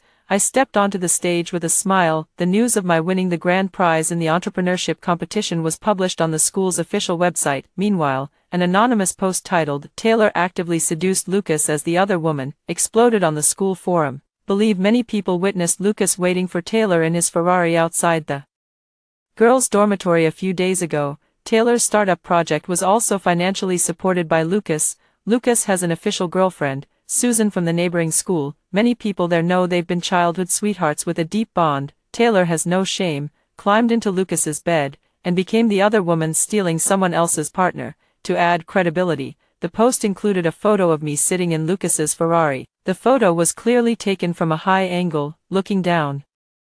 Soon, someone chimed in, yes, I was there that day and saw Lucas pick up Taylor with my own eyes." A student from a neighboring school came to join the gossip. "I'm from the school next door, and I can confirm, everyone at our school knows Lucas's girlfriend is Susan." Someone stood up for Susan. "Isn't Susan a stunning beauty? This woman looks so plain and ordinary.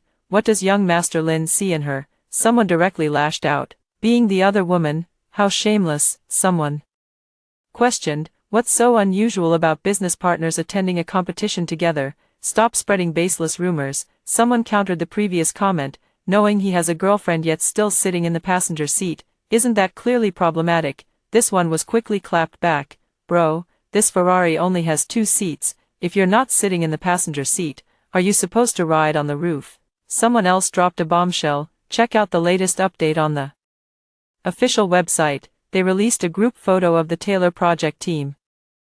She's the only woman on the team. I won't say what that implies." This reply immediately shot to the top, with someone commenting, "What did Taylor contribute to this project? Could it have been her body?" The rumors spread like wildfire, growing more and more outrageous. At the celebration banquet, I received a message forwarded by Lisa. "Taylor, take a look at this. Even a fool could guess this was Nancy's doing. In her past life, she reaped the benefits of having a bunch of admirers, stole quite a few people's boyfriends, and naturally earned the ire of many girls. After Lucas and Susan broke up, it was the time she was criticized the most. In their previous lives, Lucas and Susan were deeply in love, and their families were already planning their engagement, but then he inexplicably fell in love with Nancy and insisted on marrying her, even threatening to die if he couldn't. The incident caused a huge uproar at the time. In the end, Lucas's family cancelled his engagement with Susan and reluctantly accepted this new relationship. Abandoned Susan fell into severe depression and jumped from a building late one night. The Susan and Lucas families, once close friends, became bitter enemies, severing many business collaborations. The Lin family's reputation plummeted, and their fortunes declined steadily. Meanwhile, Nancy climbed another social ladder, leaving Lucas behind to remarry into wealth with great fanfare. It's said that after the divorce, Lucas continued to idolize Nancy as his unattainable love, desperately waiting for her return. But later, after Nancy was kicked out by her last husband, she went to find Lucas again. However, Lucas turned her away, finally coming to his senses, feeling guilty toward Susan. he knelt outside the Lucas family's door every day, begging them to tell him where Susan's grave was, only to be driven away with sticks by the Sue family. Such love-hate entanglements among the wealthy have always been juicy gossip among alumni. No one could understand Lucas's sudden change in attitude, thinking he was bewitched. Only I knew that Nancy had used her superpower to max out Lucas's affection for her, forcibly taking him away. A match made in heaven was thus torn apart, leaving them as star-crossed lovers. The disgusting things Nancy did herself. She insisted on pinning on me. I sneered, put down my phone, picked up the drink in front of me, and lightly clinked glasses with the person beside me. Thank you for officially joining our team. The upcoming promotion work will rely on our collaboration. On the school forum, many people were waiting for updates on the Taylor as the other woman topic. Among them were quite a few students from other schools. That evening, someone posted a new thread titled, Miss Sue Speaks Out, which quickly rose to the top of the trending list. The post contained 2 screenshots from a social media feed. The first screenshot showed Susan publicly sharing a photo of us intimately holding each other's arms. Captioned, "Had a great time collaborating with Taylor." The other screenshot featured Susan posting a picture of a leaf carving game scoreboard alongside a photo of a pile of luxury cosmetics and high-end electronics. Caption, "Taylor gave me this promotion task. How should I complete it? Feeling worried. Well then, the top 10 on the weekly game leaderboard will receive the rewards shown below in order. Come and participate. Everyone." The top comment under the post was, "The actual person involved hasn't even said anything. Don't know why some shady nobodies are jumping around making noise." The second most popular comment was, "Can someone tell me where to play this game? I want the prizes." That night, our mini-program crashed 3 times due to the rapidly increasing number of players. I didn't even finish the celebration banquet before rushing our 2 tech leads back to fix the bugs. The leaf carving game quickly became a craze among college students, riding this wave of gossip fueled popularity, eventually skyrocketing all the way to trending on social media. Hashtags like hashtag addicted to leaf carving, hashtag leaf carving art style, hashtag high score leaf carving guide, and hashtag leaf carving crashed again rapidly dominated the trending charts. Our whole team gathered in the office, utterly dizzy from this sudden overwhelming success. "You're amazing." I hugged Susan and took a deep breath. The beauty smells so good." Lucas stood aside, watching me with a smile. I found a moment to call him outside and got straight to the point. "I know you have feelings for me now, but trust me, this isn't truly what you want." I turned to look at Susan, who was beaming with pride and joy. "Actually, attraction and fleeting crushes are common in life, but you need to distinguish them. Love is a lasting heartbeat, reserved for that one special person." Lucas followed my gaze and seemed momentarily stunned. Surrounded by everyone, Susan was radiantly beautiful. "She is a very good person, actually." Before contacting Lucas, I had tried to reach out to Susan to join our team, but at that time, she hesitated for a while and politely declined. "I'm sorry, thank you for the invitation, but I don't know anything." Unable to persuade her, I turned to manipulating Lucas instead, and then used Lucas to bring her on board. Susan, despite coming from a well-off family and being beautiful, has a weak temperament and lacks confidence. I once saw her at a club event at the neighboring school. She has a keen sense of perception when it comes to marketing. It turns out my judgment was correct. After Nancy spread rumors about me, Susan's first reaction wasn't to delete the post, but to let the buzz grow and then use it to market our game. "Taylor, you'll just have to endure some criticism." Susan sounded a bit worried. "I couldn't care less. My conscience is clear. I fear nothing." I hope this success will make her realize that life's value isn't just about love. There are many other kinds of brilliance. Even if Lucas eventually changes his heart, she can still live for herself. Consider this as a small compensation for secretly raising Lucas's affection toward me. After a long pause, Lucas nodded, as if relieved. "What about that post?" I gritted my teeth fiercely and flashed a wicked smile. "The success of this promotion is all thanks to Nancy. In that case, let's give her a one-day tour of the police station." I publicly posted a response to this matter on the school forum. "Thank you all for your support of the leaf carving project. The previous posts about me were false and involved defamation and infringement of my reputation rights. I have collected relevant evidence and submitted it to the police. Out of respect for the other party's privacy, I will not disclose the identity of the poster who maliciously attacked me. However, I hope she will recognize her mistake, delete the posts, and apologize. I also hope those who spread the rumors will take this as a warning." That said, the news that the police contacted Nancy through the school still spread like wildfire. The hot topic on the forum also became how scary it is to be slandered by a roommate.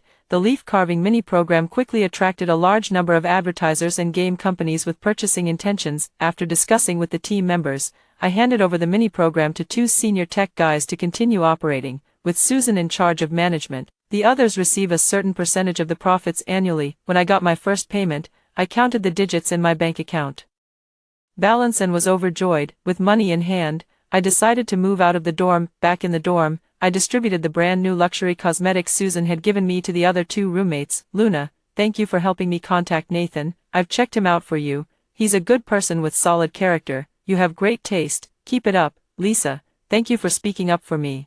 I've been leaving early and coming back late these past 2 days, which might have disturbed your rest. Please forgive the inconvenience. When I mentioned moving out, both of them seemed reluctant and even helped me pack my luggage. Nancy thought that attracting the opposite sex would inevitably lead to resentment and alienation from the same sex, but in the end, the reason she was disliked was because she abused her abilities, had low emotional intelligence, and a terrible personality. On the very day I moved all my things into the rental apartment, I received a public apology from Nancy. The information I posted about Taylor on the campus forum was fabricated. I sincerely apologize for the damage to her reputation.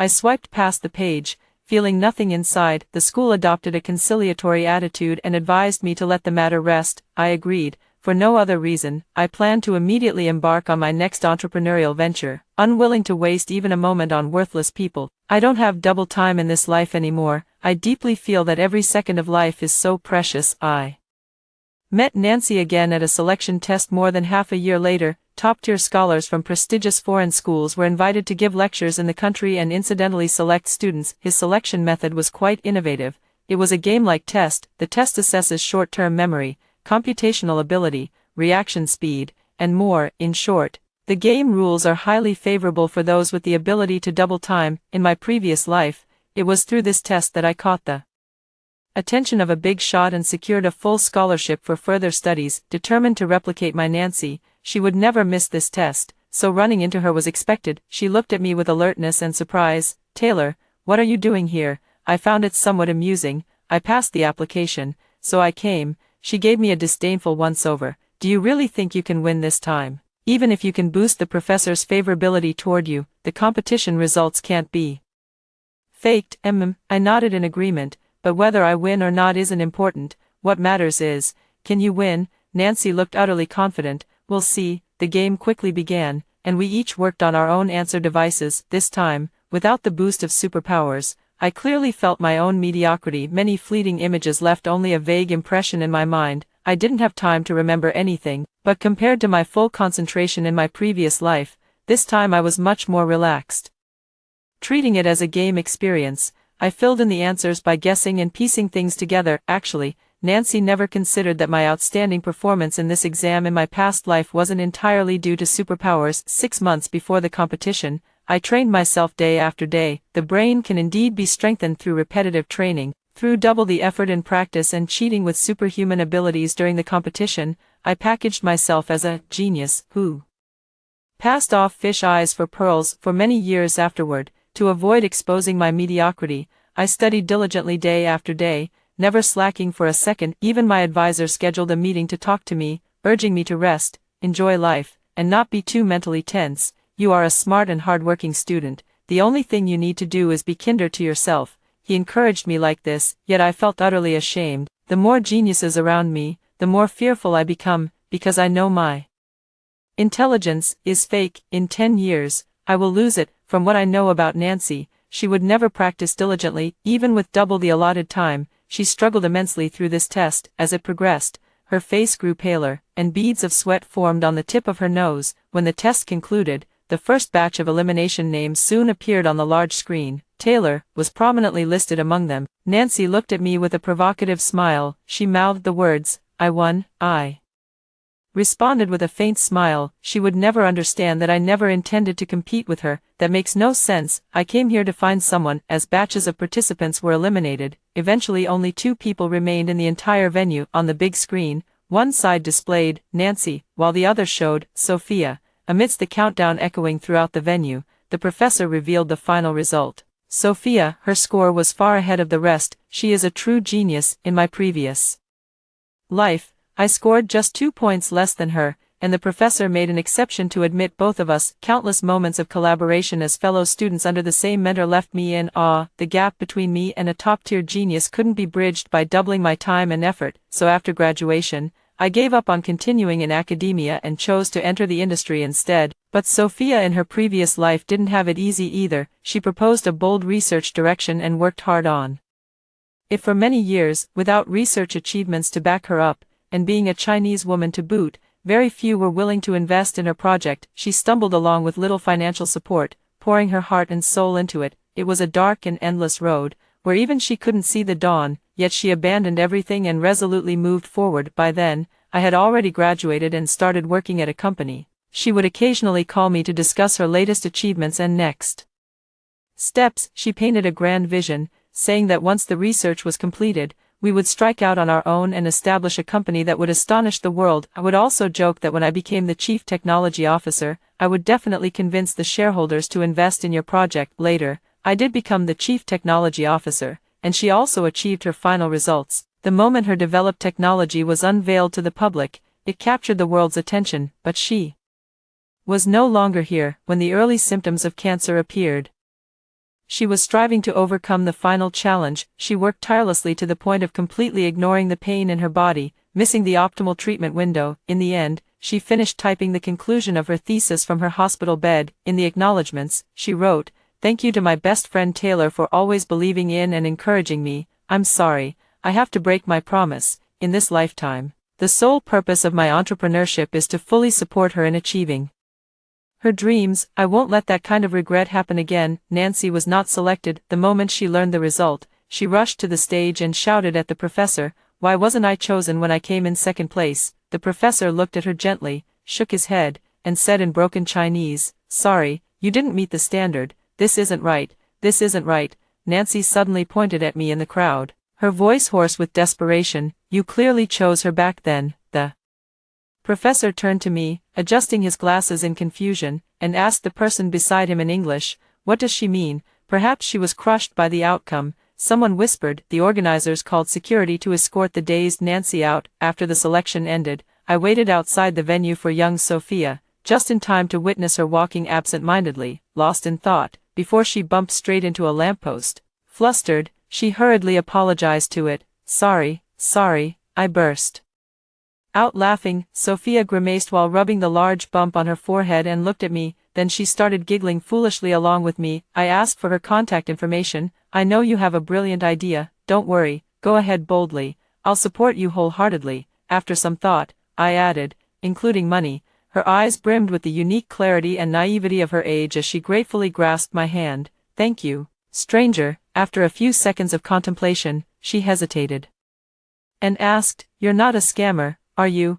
After Sophia went to gamble, I began to build my career. With Lucas and Susan joining as partners, I secured relatively ample startup capital. Then, leveraging my superpower of enhancing opposite-sex attraction, I managed to persuade a group of men to work hard for me. I began navigating various social circles, securing investments, taking on projects, building channels, streamlining supply chains, and doing everything possible to expand the market. I was just a business novice with little experience and background, and a young woman at that, but in this world where men hold the vast majority of social power and resources, my superpower makes me feel like a fish in water. The initial contempt, suspicion, and wariness would turn into unconscious admiration, anticipation, and a certain secret longing when I gently tipped the scales of favor, leading them to make risky decisions. Meanwhile, the team I built worked with me to streamline the supply chain, getting different projects up and running smoothly, gradually generating profits. I carefully controlled the level of favor enhanced by my superpower,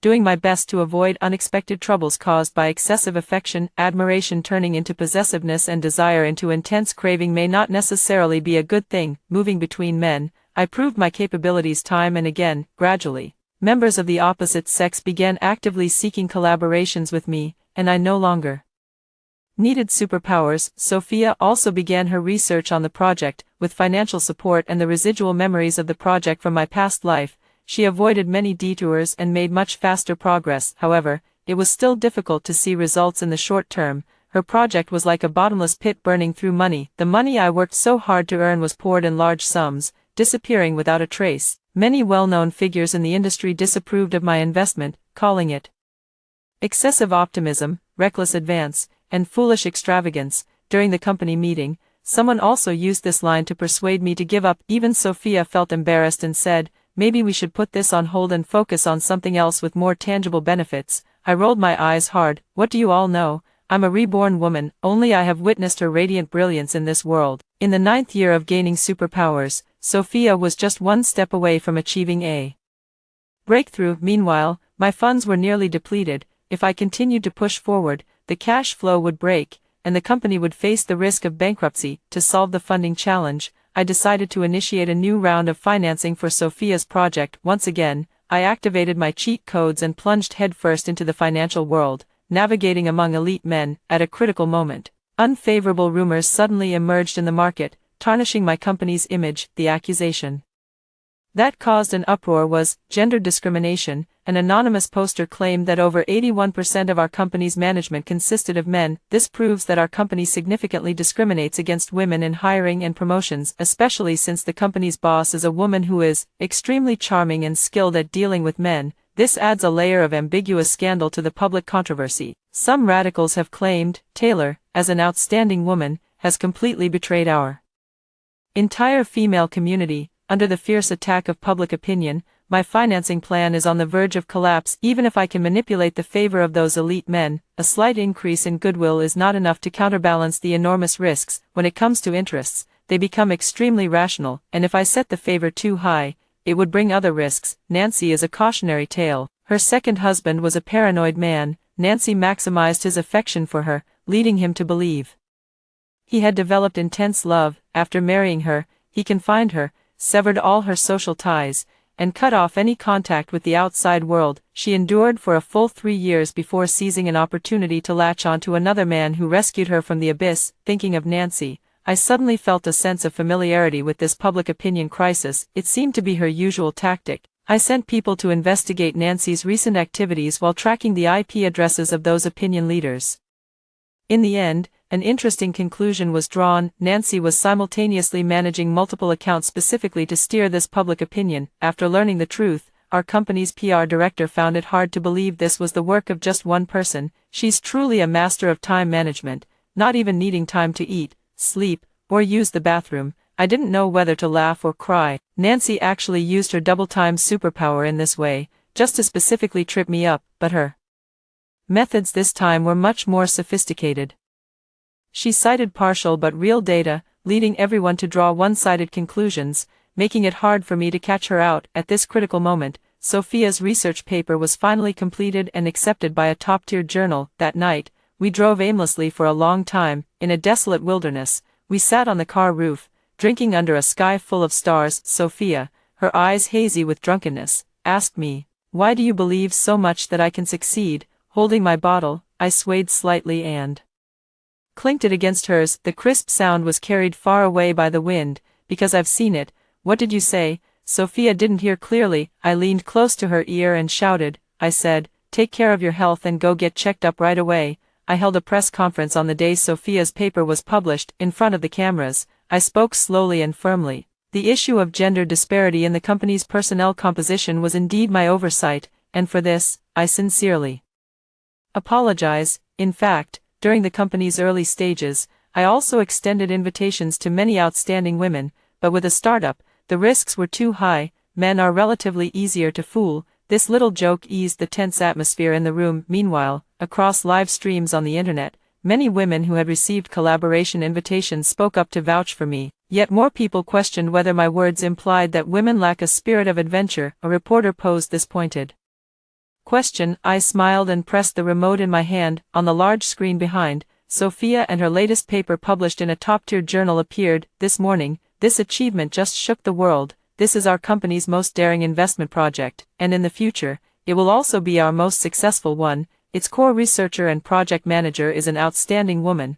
During her doctoral studies, she began her research project. 5 years passed, and she hadn't produced any results. No one believed she could succeed, except, of course, for me.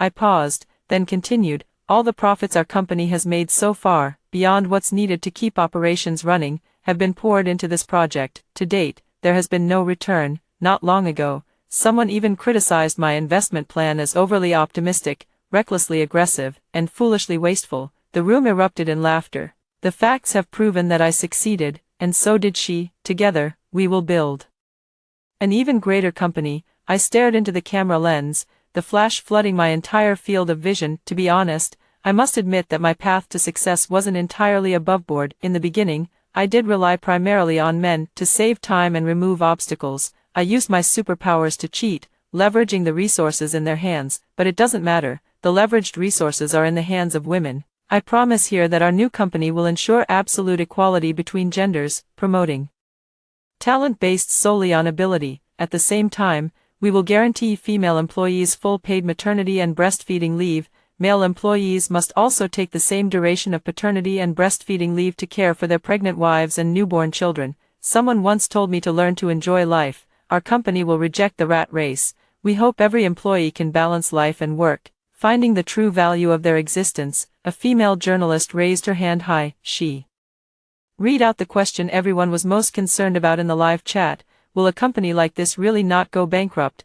Amid the burst of laughter in the room, I shrugged helplessly. I'll do my best to prevent it from going bankrupt. 2 years later, my new company was completely on track. The CEO is an outstanding woman who manages the company in perfect order. I'm happy to be a hands-off boss and start traveling the world, enjoying life. In the 10 years of my previous life, superpowers were like a gift from heaven, but also like a curse. It helped me bridge the gap between an ordinary person and a genius, allowing me to access a whole new world. Yet the fear of falling behind drove me to sprint forward relentlessly, never once stopping to admire the scenery along the way. When my superpower vanished, I finally realized that the extra time had become my shackles and prison, but I am still grateful for it. At least it gave me a chance to pretend to be a genius. Several years later, while on vacation by the sea, I received a message from Lisa. She mentioned Nancy's recent situation. Hearing that name, I froze for a moment. I had almost forgotten her. How can a sparrow understand the ambition of a swan? The swan can't be bothered to listen to the sparrow's chirping. I couldn't even be bothered to think about revenge. With her personality,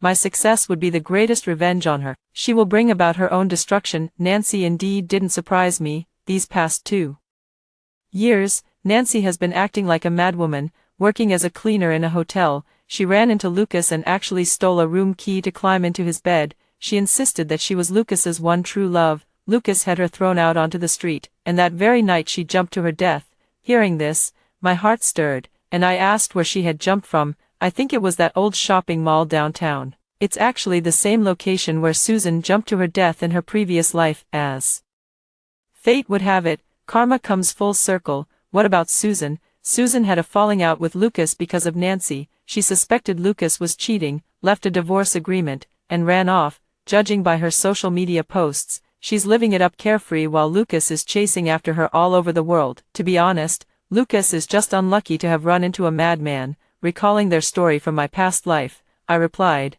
"Who knows?" The conversation ended there. I lay in the slightly salty sea breeze, while Sophia beside me absent-mindedly sipped coconut water. She was so lost in thought that she forgot to swallow, then choked and coughed until her face turned red. I doubled over with laughter beside her. Such bright and beautiful days.